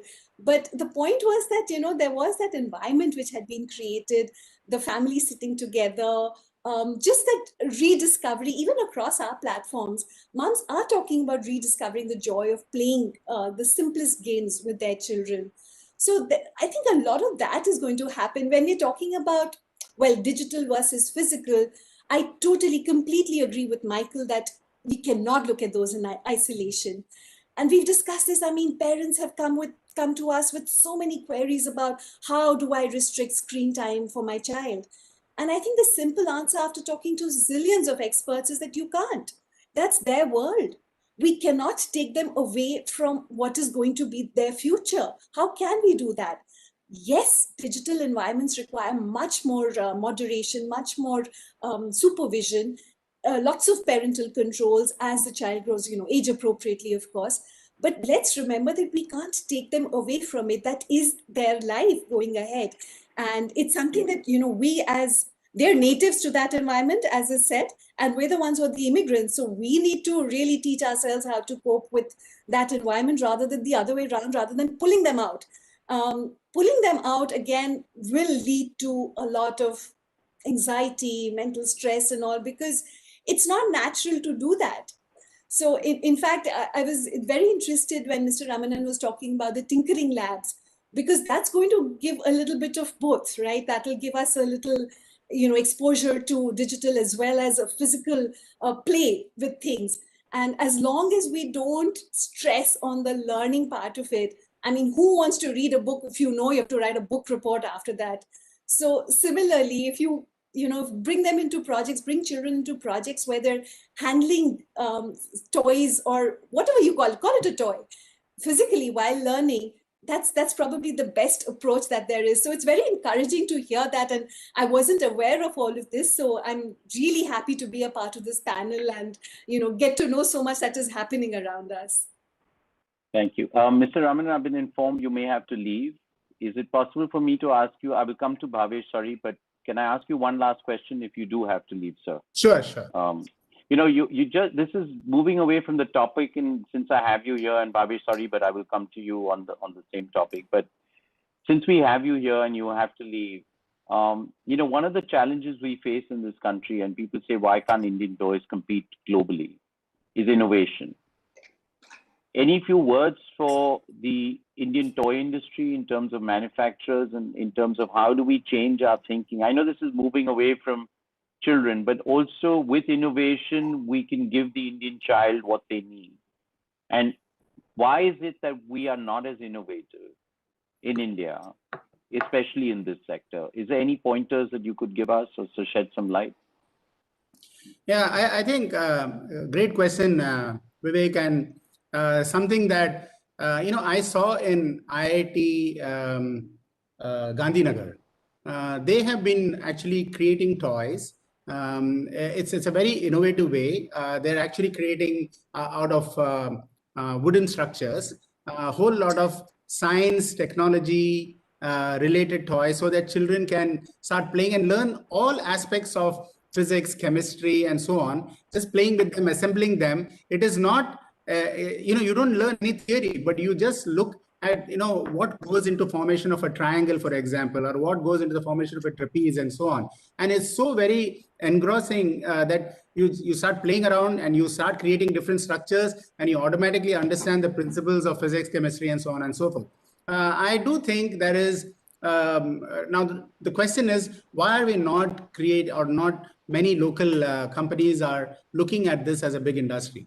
I think there are 2 or 3 elements of it. Number one, it's a cultural problem in India. Our parents have always been encouraging our children more to get marks, and this rote learning mindset, which is so very prevalent, that probably the toy manufacturers have not seen the importance being given to toys and games at a school level, at a foundational level, or even at a senior level. Unlike in Finland or Scandinavia, where it's compulsory for at the foundational level for children to spend 6 to 8 hours, if the weather is good outside, playing with games and learning through toys and games.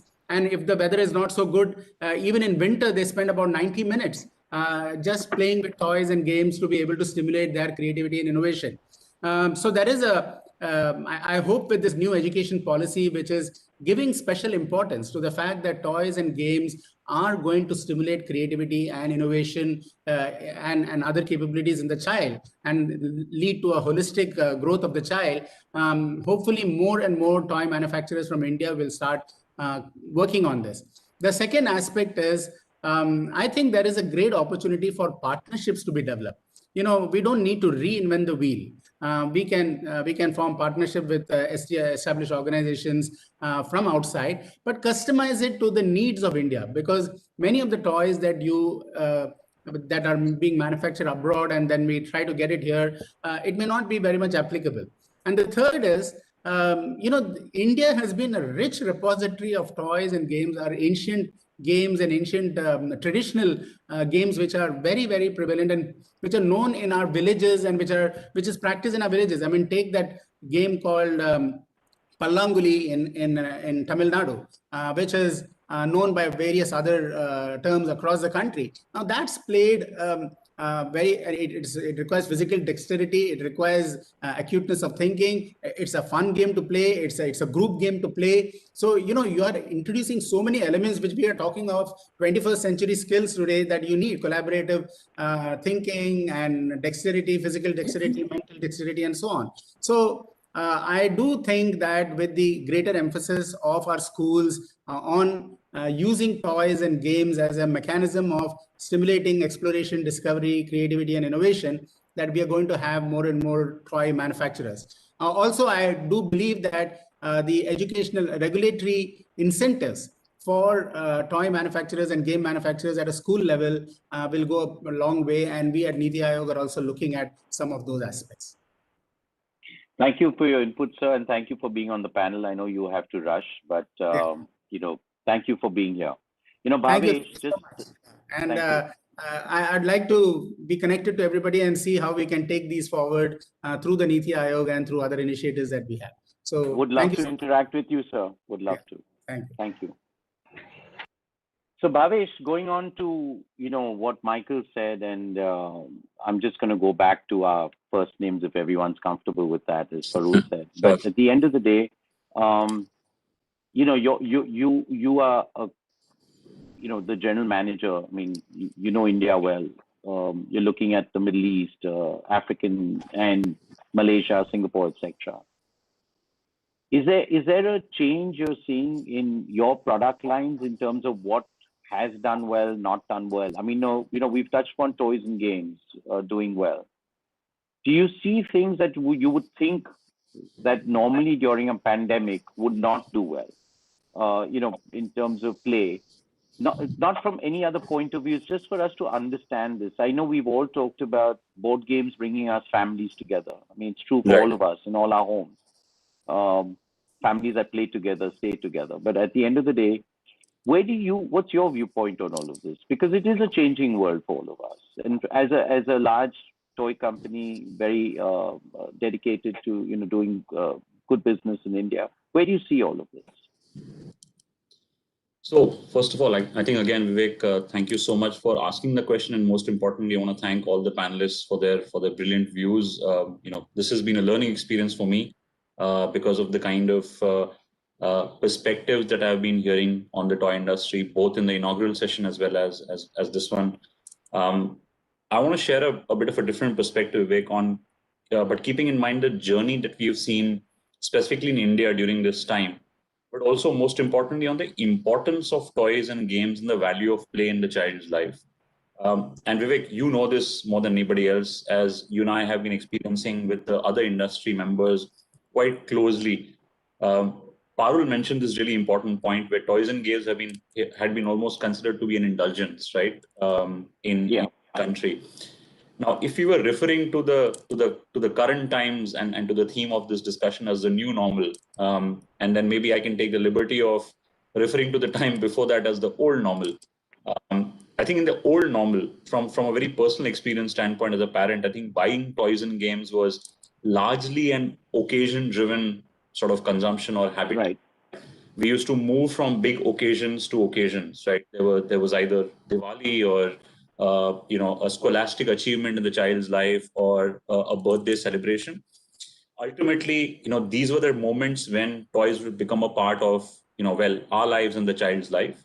And while toys would be bought in these times, there were a lot of other elements that added meaning to these occasions. And toys would probably be somewhere on the, if I can use the word, somewhere on the fringe. I think what we have seen here now, and I think Michael also raised this brilliant point about balance. As I think parents and children are being exposed to or overexposed, I would say, to screens, the role of toys and games has been almost elevated to being a daily companion, right? We don't need special occasions anymore, Vivek. With the whole family spending long days in front of screens, toys and games actually give us a legitimate and a fun way to stay away from screens, something that they enjoy and they're not forced to do, and in that process create occasions and memories. So I think it's clear that the importance of value of play is not necessarily an industry catchphrase anymore. It's evolving and it's actually moving to a place where it's really gaining a lot of meaning in our lives.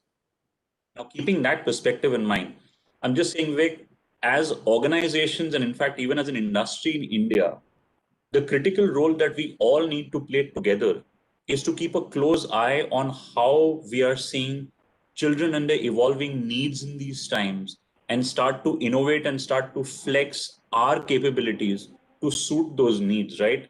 Keep creating toys, keep creating ways, keep creating play patterns that can manifest in toys to be able to adapt to those needs.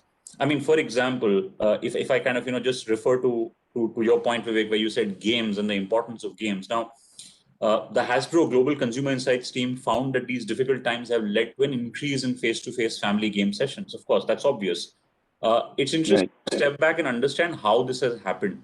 Now, in the old normal, the social manifestation of playing together was increasingly based on digital platform, right, with online games. And while it's not going away and anytime soon, I think with almost a no limit on screen time, which we've been experiencing now, we are potentially looking at a downward slope from that peak of digital exposure. It's almost as if we are ourselves adjusting and realizing that, this is too much. We need to maybe pare back and get that balance. And if I keep that in mind, I think the real insight here is of different experiences and the experience and the value of reconnecting with families. Screens, as Parul mentioned, will always have a place in our lives. I mean, why talk about kids? I think if I look inward and think about ourselves, a simple question is, what has been the impact of this technology and screens in our own lives over the past 1 decade, right? We are practically glued to our phones or whatever else. And there's not a lot that we can do to be able to shift away from this behavior. But I think as we are evolving, as we are moving forward, Vivek, there clearly is also a paring back. There clearly is that balance that is being brought back. And keeping that in mind, I think we need to push the boundaries again on innovation and see how we can evolve and keep changing these new emerging play patterns, which are, by the way, physical and digital, both manifesting and joining each other to be able to innovate and keep toys relevant for kids and families all across the world, if that makes sense. Absolutely, Bhavesh. I think, one thing we've learned today, it's play about children, play about adults. I mean, we always talk about children, but young adults, even us, it really play is important. What I'm going to do is, because we're going to have to not cut short, but end at a certain time. I didn't realize, almost an hour is gone, and it's been really fascinating. I hope maybe we can get together on a different forum and continue this discussion. I'm just going to ask all of you, and I'm asking you to keep it brief, like a 1-minute line on what play means to you individually. So just to end the session on what's play for you. It doesn't have to be from a commercial sense, from an educator sense. It can be just personal remark on what play means to you. So, Nisette, Vivek, only one thing is, I think we have one more speaker. It's a pre-recorded. Lism is there. Okay. So but we need you know to what? run that. I didn't realize it was pre-recorded. Okay. Can we just quickly end with this, and then we can run the pre-recorded? Yeah. So, Dr. Sheth, maybe just keep it brief. What does play mean to you? And then, anyone else can pop in after that. Okay, thank you so much. I think to me, play means it's a cathartic experience. It's my inner self, uninhibited, being able to express myself. That's what play would mean to me. Lovely. Parul? Play is definitely relaxation. I think that's probably just the word, because you don't want to stress about it, and that's the one zone where you can actually let yourself go. Your children can also just completely be themselves with no pressures. But if I can just take another minute, I do have a sort of a wish list for all of you, for toy manufacturers. And if I can just take a minute, I'm going to go through it really quickly. Yes, please. All right. So, we've talked about innovation, and we've talked about keeping the range of toys broad and all encompassing. I'm not going to go into that, but I'd definitely like to talk about safety. I mean, as a parent, I demand safety. I think that's completely non-negotiable. So it's very, very heartening to know that we've got some certifications which are in place. And I would just request everyone to just strictly enforce and responsibly implement them. Don't forget the outdoors. That's my other really important point. I know that we've all been forced indoors because of the pandemic, but outdoor time for fresh air, exercise, it's been a savior for all of us. So give us options that can be used in limited outdoor spaces. And that's what innovation is all about. Give us play equipment that can replace public parks for at least some time. But most importantly, and this is a mentality that we all need to change, stereotypes. If I ask for a game, I walk into a shop and I say I need something for an 8-year-old, I'm asked boy or girl. And as much progress as we've made, I will be shown kitchen sets or beading crafts for girls and toy Parul, I cars or think robo that sets for can lend boys. itself to months of discussion on gender-based Absolutely. toys. No, that's I it. will That's just all stay I away want to from say. that. And unfortunately, we are short of time. But you Absolutely. touched upon topics and I love think to I made my interact going point. forward. We'd love to go forward. I think all of us companies are very challenged in making non-gender. Meenakshi, Michael, just quickly so we can play this. We have our colleague Lism, who's pre-recorded out of Singapore. So just a quick liner from both of you and Bhavesh. Yeah, so I think for me, play is you could call it escape, you could call it fun, you could call it laughter, because that is what those are the images that it evokes in my mind. It's about bonding, it's about positive relationships, it's about letting yourself go and get into a different world altogether. So that is what play is all about, and I think that everybody deserves that, whether it is a child, whether it is an adult. We all live in a world full of stresses, where we are pulled apart in very different directions for everything. And just to sit down, to be able to sit down and to be able to, enjoy that moment, I think that is what play is all about. And I really, agree completely with Parul and the other speakers that, of course, there has to be no stereotypes. I mean, and there is no age bar. Play has to be outdoors as well, completely outdoors. And I think what is the need of the hour is the do-it-yourself kits. which children are able to engage in by themselves, because there is a lot of learning there while you're catering to your innovativeness inside, that latent innovativeness, that latent creativity, and that comes through the do-it-yourself kits. Kits that are that give you infinite possibilities of doing what you want with those few materials. I think right. Absolutely, Meenakshi. Sorry, I will have to. I'm just trying to get everyone in, but what you're saying is absolutely right. I think we will have a part 2 to this discussion. Michael, if you could just touch upon it, and Bhavesh, maybe we can get into our next session after listening. I'll be brief. I mean, I think this session we could all talk for hours, guys. So I would be thoroughly enjoying to be part of another one. But I think from my perspective and from what we see in Mattel, play is about just imagination and just looking at what are the possibilities. I mean, kids or adults, there's so much about when you jump into that world of play where you can imagine a world that is better than the one you're in and the future that you want to have. And I think it's something that we should be encouraging in every child. Lovely. Bhavesh, quick line. I think for me, simply Vivek, play is reinvention and just being reborn. I think that's just for me summarizes it. Thank you, everyone. I'd like to end this session, but I'll just say one line, and then we're going to hear from my colleague Lizim from the Lego Group on a pre-recorded session, which he'd like to share with you. All I can end this with saying is that I hope play brings a smile on everyone's faces. I mean, that's just the most important thing. Be happy, be playful. Let's live our life in that manner. I request Chetan, everyone, Vivek, to be on the panel until we play this. So. Yeah, sure. Can we have the video, please?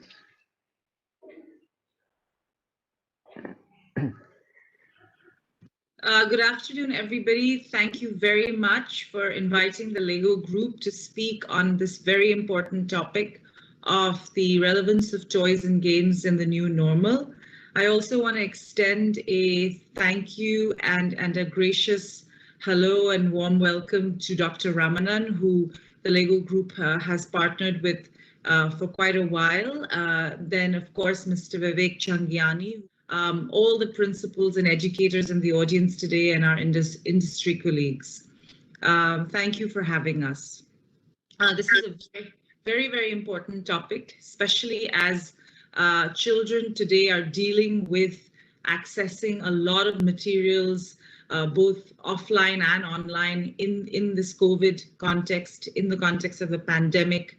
It's extremely important to understand how children can remain motivated, they can continue their creative journey, they continue their learning journey, and continue to remain inspired in the context of being shut out from their regular, normal educational and school formats. So thank you, and let us get into the next slide. So we'll just address a little bit about the Lego Group first, setting the context, talking about why play as a concept is very important, especially in this time. Then we will go into the journey of innovation of toy products for children that the Lego Group has seen, as well as why innovation is extremely important for children. And then, of course, our approach to responsible digital engagement with children. So for those of you who are not familiar with the Lego Group, we are headquartered in Denmark. We are still privately owned by the Christiansen family. We are about 89 years old. We were founded in 1932. Today, we are the leading play and toy manufacturer in the world. We're present in more than 140 countries, both with subsidiaries as well as through our distribution and retail partners. We have a large group of over 17,000 colleagues that we all work together to further the Lego brand as well as our play proposition. And as of last year, we were the #1 most reputable and valued brand. This was through a survey, third-party survey by RepTrak. And we're extremely proud of this, and we continue to wish to be on this journey to provide value to our consumers, both young as well as adult. So as I said, you may have seen through our products and through our system of play, that everything is to inspire and develop builders of tomorrow, to help them create and collaborate together, and to enjoy the system of play. And this is something that we will see as I walk you through the journey of all our products and how we have innovated through the years to inspire and develop the builders of tomorrow. So this is an extremely important report that the World Economic Forum took out, the Future of Jobs report last year. And this states really that by 2025, the time spent on tasks by humans will be equal to the time spent by machines. And this is extremely interesting. And 2025 is just 4 years from now. This means that a lot of the jobs that exist today will actually be automated. So what will make human beings actually differentiate themselves and stand out in terms of skills? It will be our emotional skills, our physical, social, creative, and cognitive skills. These are the skills that will actually help the next generation of workers, the next generation of people coming into the workforce to succeed and differentiate themselves. And this is critical. And how do we develop these skills in children at an early stage? We develop it through the process of play, through the process of meaningful play, which is iterative. That means that they can make and create and recreate and change. It's socially interactive, so you can collaborate together.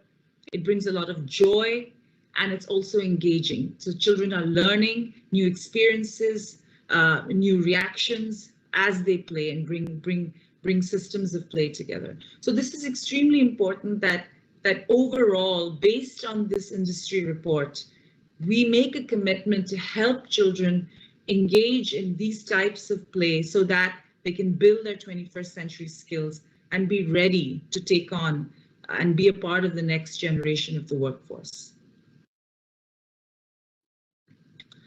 Of course, as I already established on the other at the beginning side, of the presentation. Vivek. During yes, Bhavesh. Sorry. The other.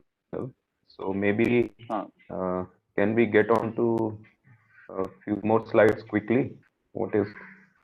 How much is left, Ankita, out of this? Maybe we can play this after our next session. It's more about generic play, if that's okay. And we can just end our session now. Can we then do it quickly in the next session? Take it to the next session, Vivek. Is that fine? Yeah, please. After Mr. Agarwal. So thank you everyone on this panel. Thank you for being here. It's been a real pleasure. I think we will have a part 2, and we will come back to all of you to continue this interesting discussion that we've had. Thank you so much. You've really added a lot of value to this whole discussion, and thank you for being here. Thank you. Vivek, thank you. Request you to join the next session quickly. Bhavesh, Vivek. Yeah, thank you. Thank you, everyone. Thank you. Thank you, everyone. Thank you very much. Thank you very much. We hope you keep growing because you are now our godfather in the toy industry. Sir. No, please, don't do this. Okay, so Bhavesh is there, sir. Bhavesh is there from Hasbro, and Jaswant is there from Fun School as a panelist. And of course, this limited limited in the sense that this is a panelist link, but it is being watched in YouTube and our bike platform by more than hundreds. So we are live. We'll also be joined by. We are live now, sir. We will be also joined by Ms. Alka Arora, Joint Secretary MSME, very soon.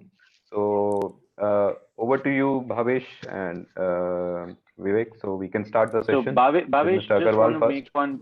Manish Kukreja of Titama is not well, so he cannot attend the panel discussion today. Oh, that's really unfortunate. Yeah.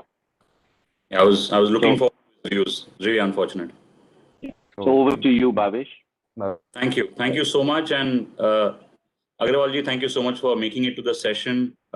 Thank you all for being here today. In fact, this is a very important point in time as we have had the onus to drive the importance and value of play. And I think through the sessions in the morning, the inaugural session where we heard the Honorable Minister and the session before this, where we also heard the perspective on what will be the role and the value of play in the new normal. I think this is a great time to understand what role the industry can take in developing and creating high quality toys and games for children and families in the country. I just want to first start with a bit of perspective, and then I would love to have views from my esteemed panel members on understanding their perspectives. So one, the toy industry in India, I think, is at a very important cusp. It's an important bridge in India's development process, because the industry combines advanced manufacturing and development techniques while continuing to be a big employment generator in the toy assembly and packaging operations. The industry has been the focus of attention in India by the government over the last couple of years, and having experienced a host of policy changes aimed at driving self-reliance in the manufacturing of quality toys. It's important that being a part of the industry, we've all been experiencing and managing this change in the best way we can, with the confidence that the future will see the toy industry as a sunrise industry and a major driver of growth for the economy. We all have to adapt and grow to be able to achieve this ambition as we move forward. And I think, I strongly believe that the right policies need to be engineered to deliver ease of doing business for the toy industry moving forward.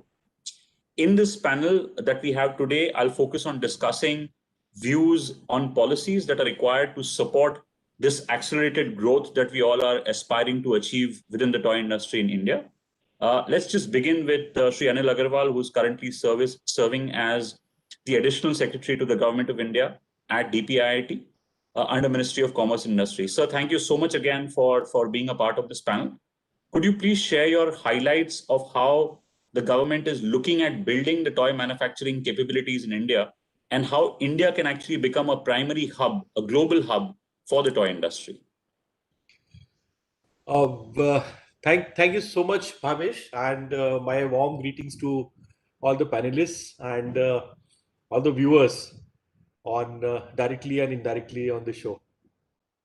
As you know, just to keep things in perspective, we as in manufacturing, manufacturing is, you know, the entire value chain of manufacturing. You start with the handicraft toys, you have GI toys, and then you have the complete automated kind of manufacturing where you have all different kinds of toys, plastic toys, electronic toys, all kinds of different toys which require mechanized kind of manufacturing, large scale manufacturing, where you cater to not just Indian market but global markets. And let us not forget that many of you, like for example, Bhavesh, you or Vivek, your company, you are manufacturing end to end. You know, you are not. It is not just about importing components and then just assembling here. You are actually designing the whole stuff. You are actually developing an ecosystem, and it is actually fully backward integrated manufacturing process of toys that is happening as of today also in India. See, it is about how we could scale it up. Now, we've probably never had so much of attention to toys given by the government. And I'm sure all these toy companies should thank the government for the tremendous market development that government is doing for you. Right? So now you have this Indian Toy Fair coming up. And, we have designed this toy fair very smartly in the sense that, you have 2 days of holidays. It is the 4 days. You have Saturday and Sunday, and you have Monday and Tuesday. Why it is kept that way? We wanted children along with their parents to visit toy fair in their homes itself, right? So that is one part where, for 2 days, you enjoy with your parents at your home. You don't have to go anywhere else to look at the toy fair. Second, when you go to school, if at all you go to school, then, or otherwise you have online classes or do something, then in your entire class, can you participate in some activities along with your teachers? And then from there, how is it that we can actually derive the value of play for teaching students? Different kind of things. We are not just looking at teaching, what do we call intangible stuff. We are looking at teaching chemistry, physics, geography, solar system, and then how do you interact with each other? Social interaction. So everything, all different kind of things that we value, that we cherish in our own culture. We are looking at designing toys based on our Indian culture. And if you are all aware of what Honorable Prime Minister said in his famous Mann Ki Baat address, and then what we have done is we have created a huge national action plan for promotion of toys that involves 14 different ministries and 17 different action points at the Government of India level. The similar thing is being now replicated across all the states of India. And today, when you have the toy fair, we have exhibitors, manufacturers, toy manufacturers coming up from 30 states, which are showing off their, capabilities in the toy fair. So it's, and when you talk about toys, it is so interesting. It gives you so much of joy. It's actually value of play. It's a joy of play. It's a joy of associating yourself with a toy. You associate yourself with another individual, and that is at a very intimate level. So it's too it touches your heart, and the whole thing is so important. And the emphasis that is being given here is looking at how we can do it. Now, after a series of measures that we've taken, we've tried to stop imports. We've tried to improve the quality of toys that are available for sale in the market.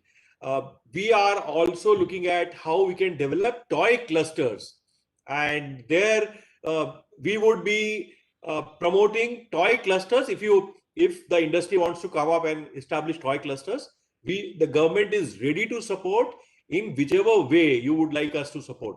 We have schemes. We can help you develop clusters. We can give Government of India can assist. And then you are also aware, you are all part of the committee, which is the scale committee, where we have toys as a champion sector.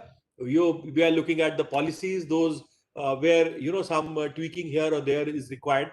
We are looking at actually everything that encompasses toy, right from a concept to a physical stuff in your hand, and how do you distribute. So we are looking at all kinds of stuff.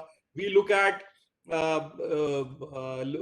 receiving your recommendations of those committees, and then seeing how we can collaborate with industry to take all these ideals forward.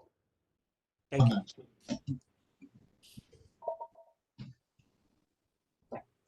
You're mute, Bhavesh. Bhavesh, you're mute. No. Oh, I'm so sorry. Agrawalji, thank you so much for sharing that perspective. I think a couple of really important points that you've made. Number one, I think looking at the end-to-end value chain of manufacturing, and how is that to be treated differently in India versus what we have been doing before, which is having a very large reliance on just getting in finished products, right? And then that actually really starts to lead to how naturally toy clusters and the importance of those clusters start to shape this end-to-end manufacturing sort of chain. The other, I think, important aspect that I also want to highlight and appreciate, sir, is the openness of the government in welcoming these changes in policies. And I think there are some questions that I have further, which I would love to have Vivek and Jaswant on. But I think that's a great start to the session, sir. And thank you so much for sharing your views. I'll just move on to Jaswant. Jaswant is the Chief Executive Officer of Fun School India, and Jaswant is a long-time representative and a close colleague in the toy industry. Jaswant, according to you, what are some of the key policy expectations we need to examine to drive growth of the industry in India, especially at the stage at which we are right now? Sorry for joining in but at the right time my internet connection went off. Oh, okay, so what we're saying is in India, guys like us who've been around in the industry for so long, never seen anything like this. And it's a large industry worldwide. We're talking about a $90 billion industry, and India at 0.5%. It was high time we made a push to get a fair slice of the pie. And I think all the right moves are being made at this stage. So what I feel is, policy is needed for the growth of the toy industry. An apt topic to discuss at this juncture. Now, my assumption is that when the government and all of us are clear that the focus will be on promoting domestic manufacturing, and for I feel the following measures, some things what I'm going to say may not be possible to legally implement. But when in an ideal situation, what policy we would like? Now, one I'm asking: can we have concessional GST for products manufactured in India? Affordability and lack of awareness about toys is the reason why is the major impediment to the growth of the industry in India. And the challenge is to make toys affordable. And being so 12% and 18% GST, I feel is too harsh on the industry. And for domestically manufactured products, at least I would request for a reduction in the GST. Something more radical, what I want to say is, we need to stop the attempts to circumvent. Now, under-invoicing, I'm saying this openly, under-invoicing, one, rerouting consignments through countries who have free trade agreements, and other. So to avoid this, can we say FOB price of the product plus freight plus duties, 3 times of that or 4 times of whatever we discuss and mutually agree on?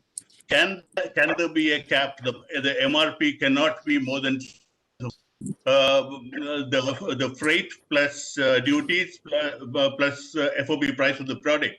If it is X, MRP cannot be more than 3X or 4X. Or to rerouting, we find a solution to what we're saying, curbing, under invoicing. All that will happen. That implement. By law, can we do this? That is something we really need to examine. Now, we need to have strict vigil to ensure that toys under 9503 are not imported into the country as any other category, which is very, very critical now, because every attempt of the government will fail if we allow such things to happen. So we really need to have a strict vigil on this. That is one. Now, I'm asking advertising and promotion. In the long run, I feel Bhavesh may not like this really, but what I'm saying it will sustain its exports. Even for the domestic market, we need to build. Can there be some incentives for Indian companies for exports of brands of Indian companies? Can there be some export incentives? Advertising and promotion expenses on brands of Indian companies. Can there be any tax benefits? Can there be some subsidies? Tooling for Indian companies, for brands of Indian companies, can there be any concessions? All these are things which we need to see. And we also mentioned now, criminal offenses are punished very severely by the Weights and Measures Department. Can there be a body who will look into this and, the penalties that are imposed? Can we do something to look at the nature of offense and set aside the orders? Is there possible to build a body who will look into this?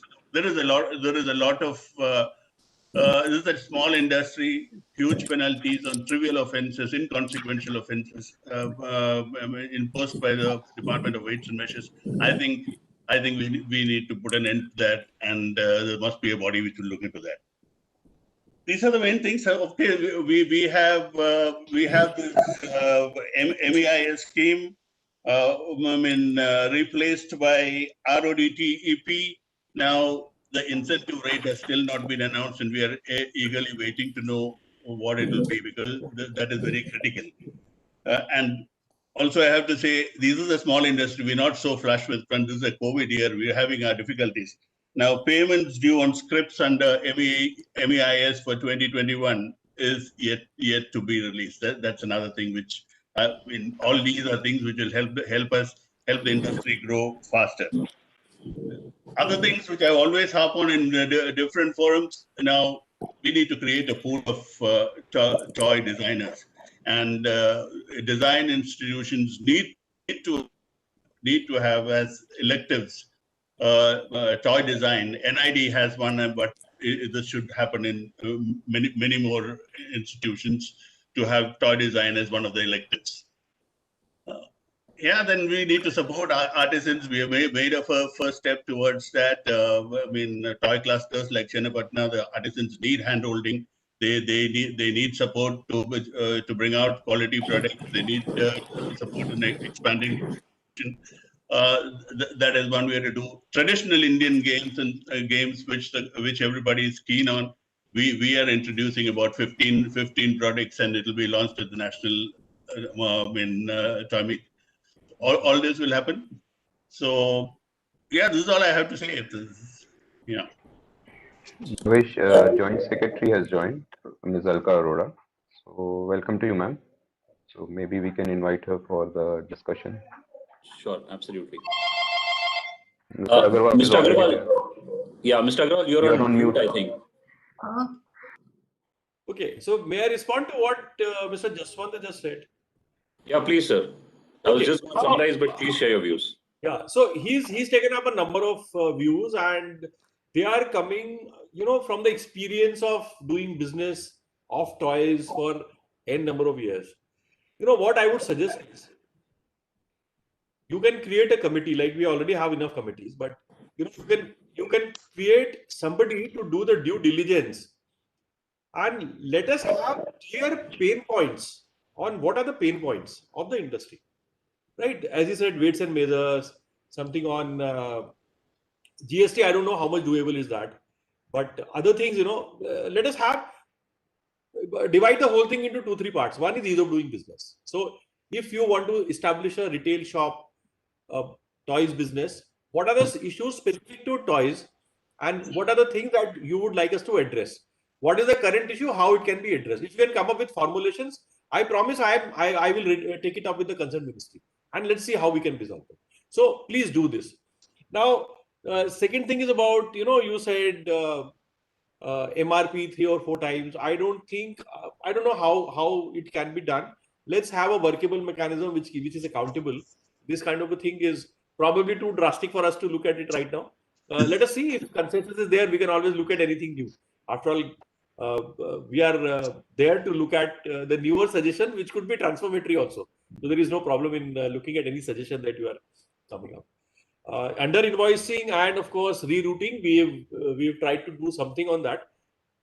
We are open to more suggestions on how it can be looked at. But what I would suggest is, please sit down, 2-3 this thing, do some due diligence, put some people on the job, identify all the pain points. Let us have a look at all the pain points in doing business. Then this is something that can be done. Probably this should be a low-hanging kind of a fruit which can be addressed easily. Thank you, Agarwalji. I think that's a really great sort of, again, gesture of being open to suggestions on a continued basis, and I can cover what has been the progress of this in summarizing my points at the end of the session. But at this moment, I would just like to welcome Srimati Alka Arora, who's presently serving as Joint Secretary in charge of the Division of Small and Medium Enterprises, Human Resources, International Cooperation, Entrepreneurship Development Institute in the MSME industry. Ma'am, I would really appreciate your thoughts on the role that policies can play, and specifically policies around the toy industry, in raising the standards of the MSME industry, given that, as we also heard in the inaugural session by the Honorable Minister, a large part of the toy industry, almost 3,000 to 4,000 units in India, and the manufacturing base in India actually are MSME. So would really appreciate your thoughts on how we can again look at the role of policy and policy change to be able to evolve that journey for the MSME industry in India. Thank you so much for having me here today. And I think Additional Secretary from DPIT, he's actually leading the entire, the toy fair as well as the entire toy action plan. We are, as a ministry, very much a part of the toy action plan. And from my side, I would like to mention that, we have two kinds of cluster schemes in our ministry. One is for these smaller traditional clusters, and I'm very happy that, today itself I came to know, because we are updating this presentation for Monday, where Secretary DPIT is taking a review, that 7-8 new, small clusters in the traditional craft have been sanctioned under the Spurti scheme. And we had a meeting with the states maybe some 25 days ago. And from many of the states, these have come that, under our cluster scheme, they are very keen to set up, a big scale clusters. So the idea remains that the cluster should become the hub of manufacturing. And once it becomes the hub of manufacturing, then everything, should be coming out of that. And I'm sorry I joined late, because we were having the secretary's SOM was going on. But the point remains is that, we need to understand what are the toys and at what level we are. When we talk about, MSMEs, that there are 3,000 to 4,000 MSMEs. Believe me, when we were doing the toy fair, which is happening, even to get 300 MSMEs, which are producing something which can become part of the toy fair, has been a real challenge, because the quality of production and how much quantity they are producing is also very important. And it goes without saying that the design is a very important element.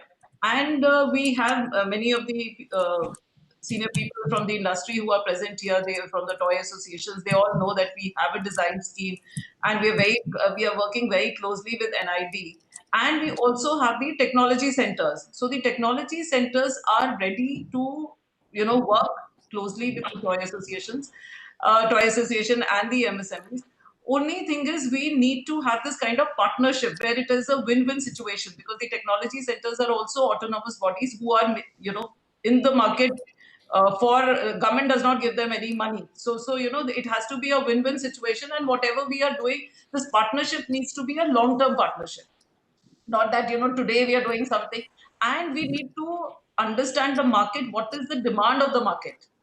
And, as Anil sir had just now said that, there are a lot of things which, he, as the anchor person, is ready to talk to other ministries. Same, I would say that, but the industry has to come. It's a great opportunity which has been given to the sector, and so we need to, it should not just finish by doing the toy fair or something like that. It needs to get into, and why not have an Indian brand? Because if we look around, but it should not be that the brand just finishes after this. The creation should not, because as officers today we are here, tomorrow we might not be there, but the industry is going to be there. Today 2-3 of us might become very passionate about what we are doing, but it has to have a long-term sustenance. That is what I think. I would want to hear what you are expecting from our ministry. We have various schemes.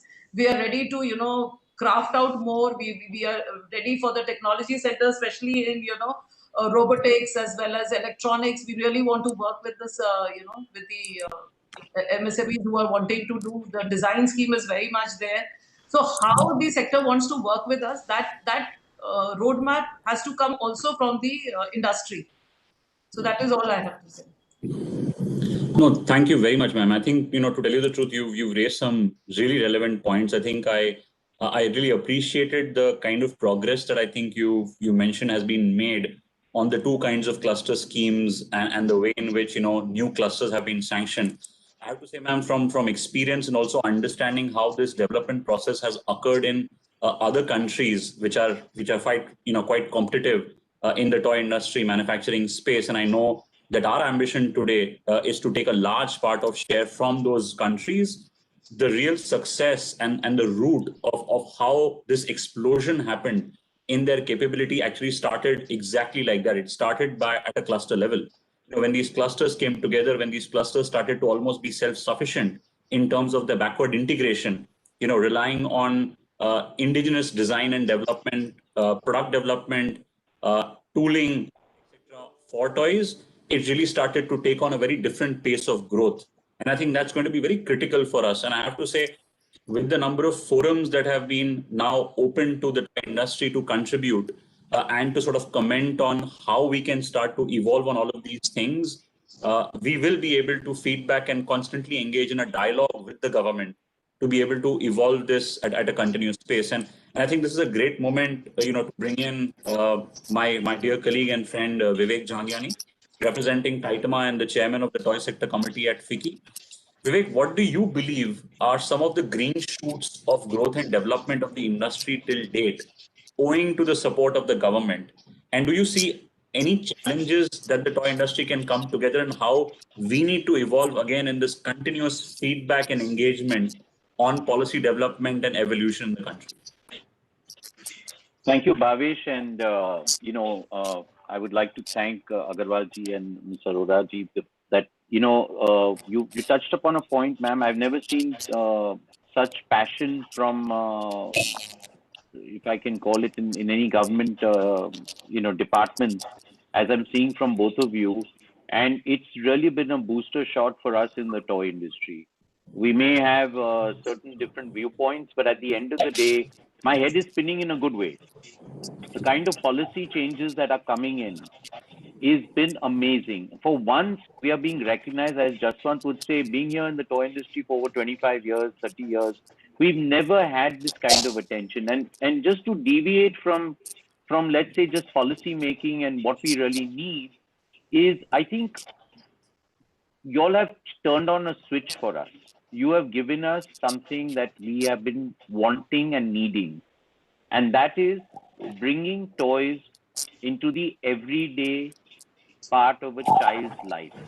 We have not been able to turn that switch on. One of the reasons Indian manufacturers, because we don't get volumes, are not innovative. And I'll say that very truthfully, we have zero innovation in our industry today. And that is what has set us back. And one of the reasons is it's always been a gift giving, a rewarding of a toy given to a child. I think with both the national education policy, with the changes happening in trying to focus on manufacturing in India, I think the culmination of those two are just going to, move this industry forward in ways that I don't think anyone has imagined. Okay, it's going to be a more longer term play, but in the short term, we will have some pain. And I think we should all recognize that. I think some of those pain points, as Jaswant pointed out, all very valid points. I mean, it's not easy even for the government to come up with policies to overcome some of those, because those are more operational than actually policy driven.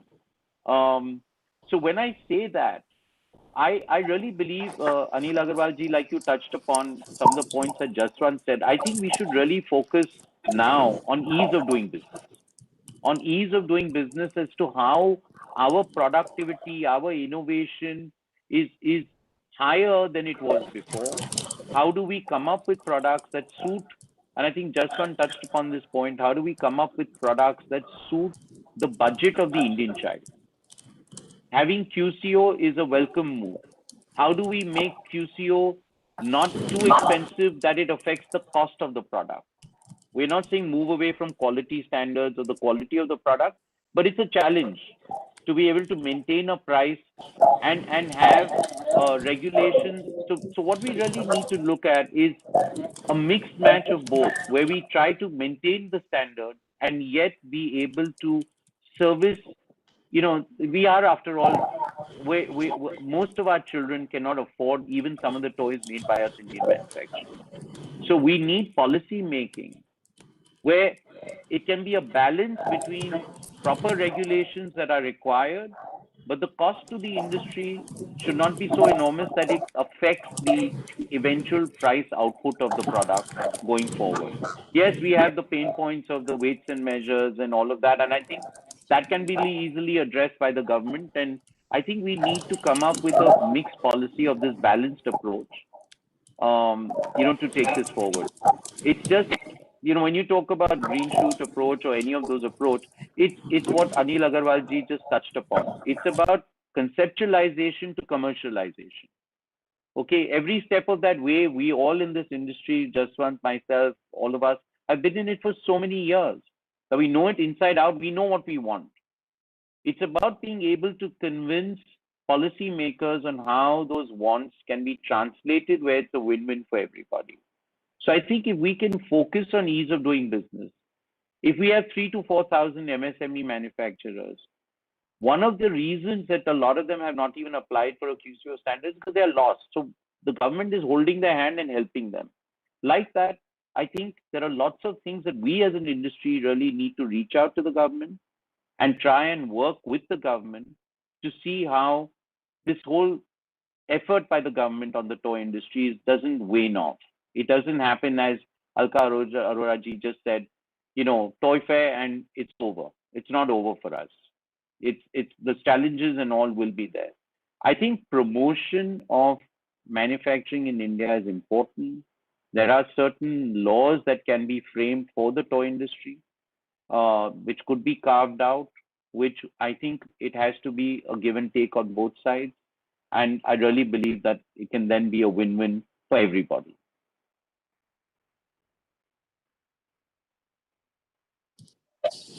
No, thank you so much, Vivek. I think you made a very pertinent point on focusing on the ease of doing business in the short term, and how is it that that can evolve in helping us towards this journey of self-sufficiency. And I think that that really captures well almost the summary that I want to drive towards, Vivek, which is today there are multiple or various numbers of directions, policies, and also initiatives that we need to examine and look closely at to be able to look at how product design, development, pilot production, manufacturing, crucial to being competitive in our global manufacturing space. Because I think that the story doesn't really end at promoting local manufacturing and increasing the domestic demand. It's also important to look at India as being a very critical hub of toy exports to meet global demand. And our journey in that space has to continue to evolve in the right fashion, right? I think it's really critical for us to continue this dialogue. As Mr. Agarwal ji just said, today, given the number of forums that we have for providing feedback to the government on policy, I don't think this is just a one-step process, right? And Ms. Arora also summarized it really, really well, where she said that today the conversation cannot stop with just one toy fair or one interaction.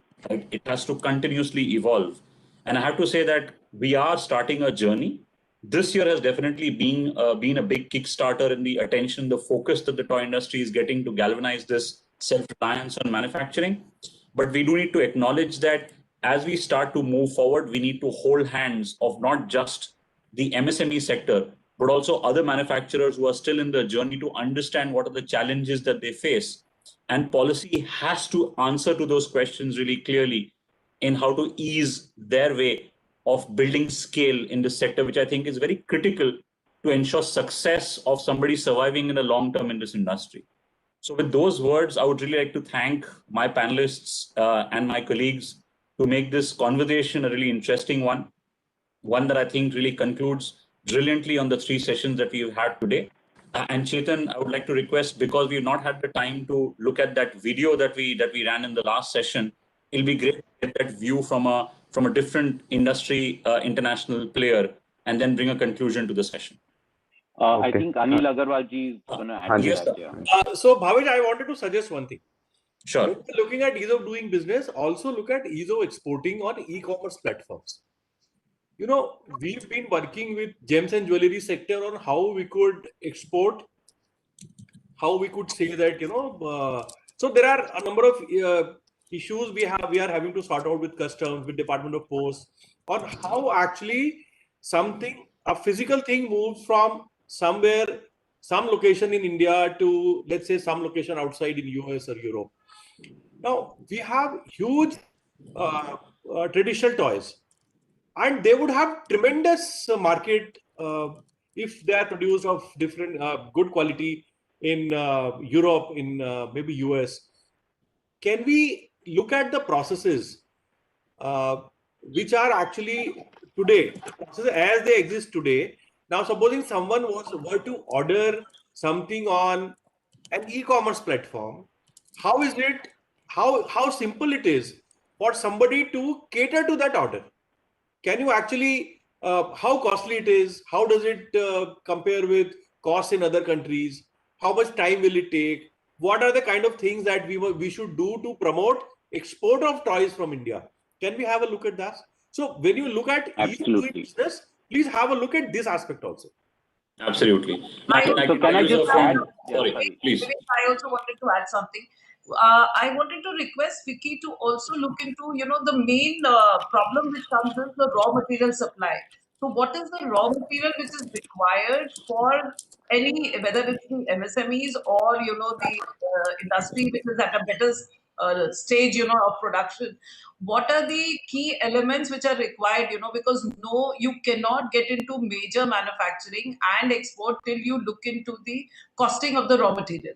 So that is one area I think you should do a study on that and come out with some kind of report, and where we all ministries can pitch in and do whatever, because there is so much of raw material required at different levels. So that is one area we really need to look into. And also when Anil sir was mentioning about, the e-commerce, also please study, the world market, because each different countries use different kind of toys. It's again, it's some toys are common to all, but some toys are also very specific, that some countries like these kind of things, some countries don't like. So when we are getting into the whole scenario of export, so kindly have a look at that also, so that when we are moving to the next level, these things are taken care of automatically.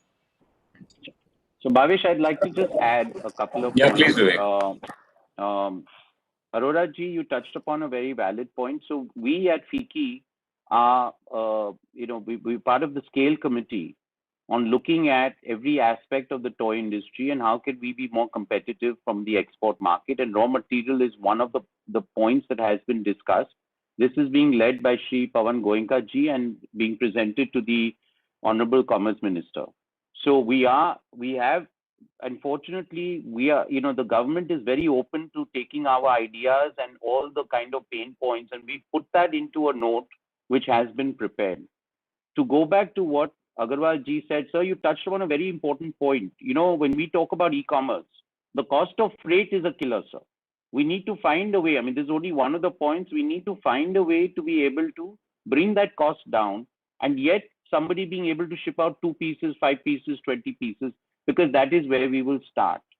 But where the challenge is, sir, also when we talk about artisans and smaller clusters, we need to have a mindset, and maybe the government can help us. It's about, the product can be Indian, but it's the way we package it and present it. It has to be global. We cannot pack it in a traditional sense and yet expect it to be sold on global stores. So we need to do a mix. The essence of the toy doesn't change. The product itself can be the same, but the way we present it has to have a global look to it so that we fit into the commercial selling of the product. These are really important aspects that you've touched upon, and we are looking forward to interacting with you on how we can, take this forward. I really believe that through those sales, we as manufacturers ourselves will become more innovative. When we start seeing our traditional toys and other toys being sold there, we will be more innovative. We may go back to our roots and also Indianize, as Jaswant has done with his product launch of 15 traditional games at the Toy Fair. I think these are very important points that we should really look at, and we look forward to working with both your departments on how we can boost this whole sector. And I do appreciate that you've given this a lot of thought. And Agarwal ji, what you touched upon was something that we've discussed even at forums. For some of us that manufacture through the Amazon global platform, as to how do we reduce costs to make us more competitive and make us more available on shelves all over the world. So, having depots in the US or having depots in Europe where we can consolidate our products and yet be, through a marketplace and Amazon, it gets delivered. So very important points. We've talked about it. I think we'll try and encapsulate of what we have. Maybe, sir, when you can give us a little bit of time, you can give us direction on how we can present it to you and to MSME, and maybe we can take it from there. Thank you. Absolutely. Thank you. Thank you, Vivek. And again, thank you, Agarwal ji. I have to say, just in conclusion on one of the points that you also mentioned, which is ease of exports.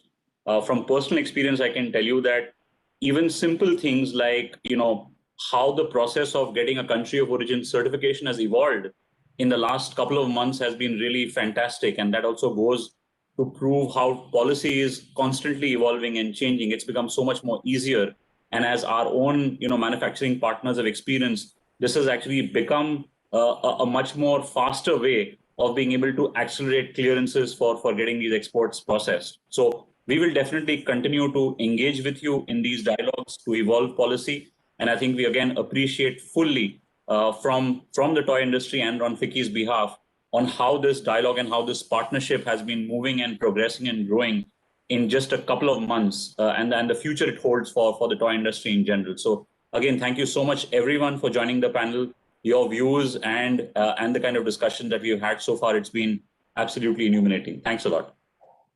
Chetan, thank you. We'll run the video, Bhavesh. Yeah, we'll play that. Thank you so much. Thank you, sir. Thank you, ma'am, for joining. Thank you, Jaswant. Just run the video, Chandan.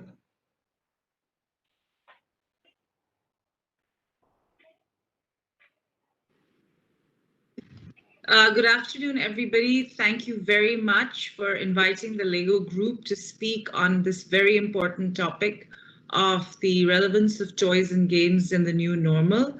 I also want to extend a thank you and a gracious hello and warm welcome to Dr. Ramanan, who the LEGO Group has partnered with for quite a while. Then, of course, Mr. Vivek Changiani, all the principals and educators in the audience today, and our industry colleagues. Thank you for having us. This is a very, very important topic, especially as children today are dealing with accessing a lot of materials, both offline and online in this COVID context, in the context of the pandemic. It's extremely important to understand how children can remain motivated, they can continue their creative journey, they continue their learning journey, and continue to remain inspired in the context of being shut out from their regular, normal educational and school formats. So thank you, and let us get into the next slide. So we'll just address a little bit about the LEGO Group first, setting the context, talking about why play as a concept is very important, especially in this time. Then we will go into the journey of innovation of toy products for children that the LEGO Group has seen, as well as why innovation is extremely important for children. And then, of course, our approach to responsible digital engagement with children. So for those of you who are not familiar with the LEGO Group, we are headquartered in Denmark. We are still privately owned by the Christiansen family. We are about 89 years old. We were founded in 1932. Today, we are the leading play and toy manufacturer in the world. We're present in more than 140 countries, both with subsidiaries as well as through our distribution and retail partners. We have a large group of over 17,000 colleagues that we all work together to further the LEGO brand as well as our play proposition. And as of last year, we were the #1 most reputable and valued brand. This was through a survey, third-party survey by RepTrak. And we're extremely proud of this, and we continue to wish to be on this journey to provide value to our consumers, both young as well as adult. So as I said, you may have seen through our products and through our system of play, that everything is to inspire and develop builders of tomorrow, to help them create and collaborate together, and to enjoy the system of play. And this is something that we will see as I walk you through the journey of all our products and how we have innovated through the years to inspire and develop the builders of tomorrow. So this is an extremely important report that the World Economic Forum took out, the Future of Jobs report last year. And this states really that by 2025, the time spent on tasks by humans will be equal to the time spent by machines. And this is extremely interesting. And 2025 is just 4 years from now. This means that a lot of the jobs that exist today will actually be automated. So what will make human beings actually differentiate themselves and stand out in terms of skills? It will be our emotional skills, our physical, social, creative, and cognitive skills. These are the skills that will actually help the next generation of workers, the next generation of people coming into the workforce to succeed and differentiate themselves. And this is critical. And how do we develop these skills in children at an early stage? We develop it through the process of play, through the process of meaningful play, which is iterative. That means that they can make and create and recreate and change. It's socially interactive, so you can collaborate together. It brings a lot of joy, and it's also engaging. So children are learning new experiences, new reactions as they play and bring systems of play together. So this is extremely important that overall, based on this industry report, we make a commitment to help children engage in these types of play so that they can build their 21st century skills and be ready to take on and be a part of the next generation of the workforce. Of course, as I'd already established in the beginning of the presentation, during this time, this difficult time where children are really cut off from their classmates, from their usual school routines, from education, play is even more important. And the key aspects that I described, iterative, meaningful, joyful, collaborative, this is even more important so that children can actually play from home. And the good news is you can learn and play constantly anywhere you are. So if children are inside the house, quarantined, or they're away from their regular school context, families can continue to engage children to play and continue to learn these skills, which are so critical for them to become successful and ready for the next generation of work. And just notably, we at the Lego Group also came together and created a lot of resources so that families could access this online to help children remain curious and connected as they were at home. And we call this the Let's Build Together. And I'm very proud to also say that we partnered with NITI Aayog and Dr. Ramnan's team to also help a lot of these Let's Build Together resources reach children and let educators familiarize themselves with this across the country. So as we show you the journey and the move towards the digital world, we do acknowledge also that digital safety is extremely important while allowing children to enjoy the digital experience. So the balance between being safe and yet having access to both this physical and digital world is extremely important. So for example, in Lego Life, we've introduced anonymity. That means children actually are not identified by any personal identifiers. They have an anonymous identity on Lego Life, our social app. There is verified parental consent. So parents are actually able to have control over how their children interact on Lego Life. There's also external moderation. So when children do upload their builds and creations on Lego Life, there is an external moderator that actually reviews if this is safe for children to experience. So these are the ways that Lego Life has kind of become quite pervasive with our young consumers, but keeping them very safe digitally. And so it's very important to strike that balance. Captain Safety again is one of our internal mascots for safety, which talks very, very in a friendly and in a very easy manner about digital safety to our young consumers. I already talked to you about verified parental consent. This is extremely important, and I think this is a trend that we will see with many apps for children, where parents should be allowed to review how their children are engaging, if they're engaging safely, before the children can get access online. The Build and Talk campaign stands out for us because we actually launched this very creative way of allowing parents to talk about safety, digital safety to children without making it sound too academic and theoretical. And we did this through some creative online creatures and has been quite a success in terms of adoption. So this is another important campaign that we drove in terms of safety, digital safety, without cutting off access for children. So overall, aside from even campaigns and awareness, we also want to advocate for a balanced legislative framework where governments also understand the importance of digital engagement whilst children are also safe online. So this balance is extremely important for regulators also to strike.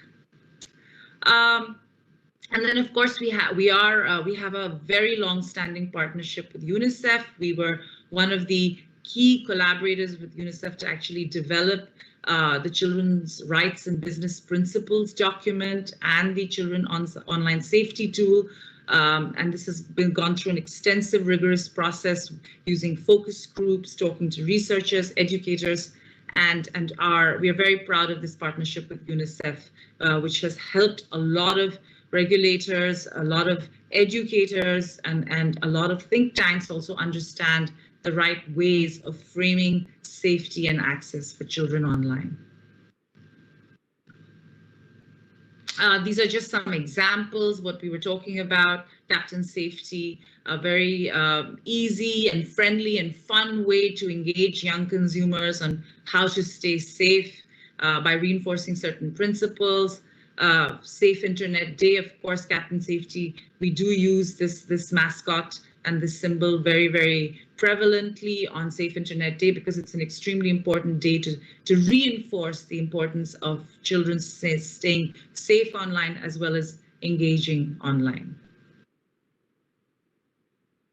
These are the examples of verified parental consent before a child or a young consumer can go online. These are some of the steps that their parents or guardians can take so that children are accessing content, but safely. And just going a little deeper into the Build and Talk campaign that I mentioned earlier, this was launched last year, mid of last year. And our data showed that parents were just spending about 46 minutes talking to children about online risks. And as we know, children are now increasingly online. That is the new space of relevance for them, especially in this COVID and post-COVID context. So we believe that these resources are extremely helpful for parents to have an engaging and fun and yet important conversation with children to stay safe. So what should the industry actually do to ensure that digital play is safe? This is extremely important. There should be a set of standards for technology and play to ensure that products have the best interests for children. And I can talk a little about what those standards are. We are firm believers also of integrating online and offline play. So that would mean that physical and outdoor play continue to remain very important for the good health of children, for the real life collaboration. But of course, the digital world is extremely relevant. It prepares them for the next set of jobs, the next generation of work, and hence blending these two are extremely important, these two dimensions. Then the importance of storytelling in virtual reality games. The more children can have meaningful experiences as they play, as they consume virtual reality, the more impactful it will be for their development. And hence, storytelling and the right creative narratives are extremely important to introduce in virtual reality experiences.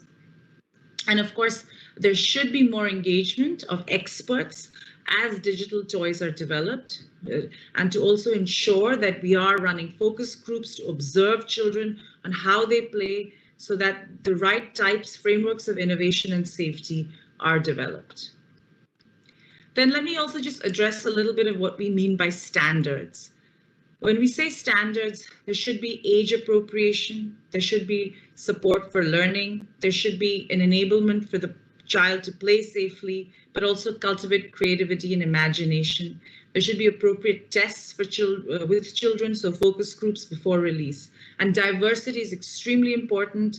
No language or no experiences of the play frameworks should exclude any community based on ethnicity or gender or race or nationality, or religion. So these are extremely important principles to always keep in mind.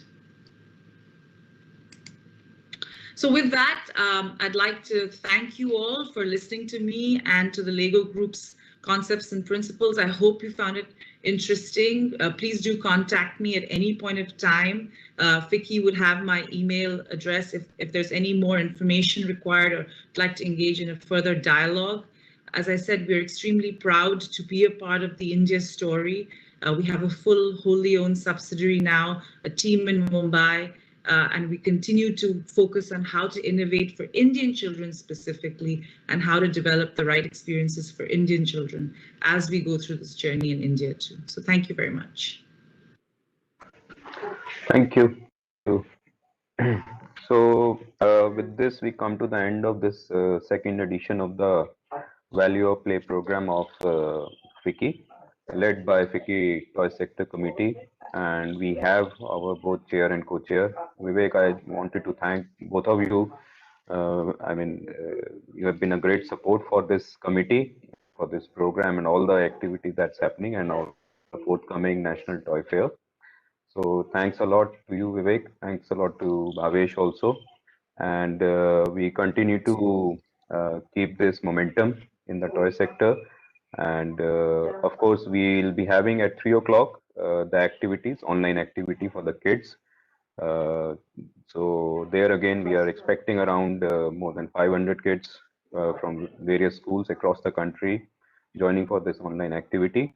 So it's always a pleasure to engage with the toy community personally. So thanks to everyone who's watching us, and we'll come back soon to you with more activities. Thank you, Vivek. Thank you, Bhavesh. And thank you, Team FICCI. Thank you very much, Chetan. Thanks everyone at FICCI. Thank you, Chetan, and for all your support, and the Team FICCI, everyone who's on this call and beyond. Thank you very much. Thank you.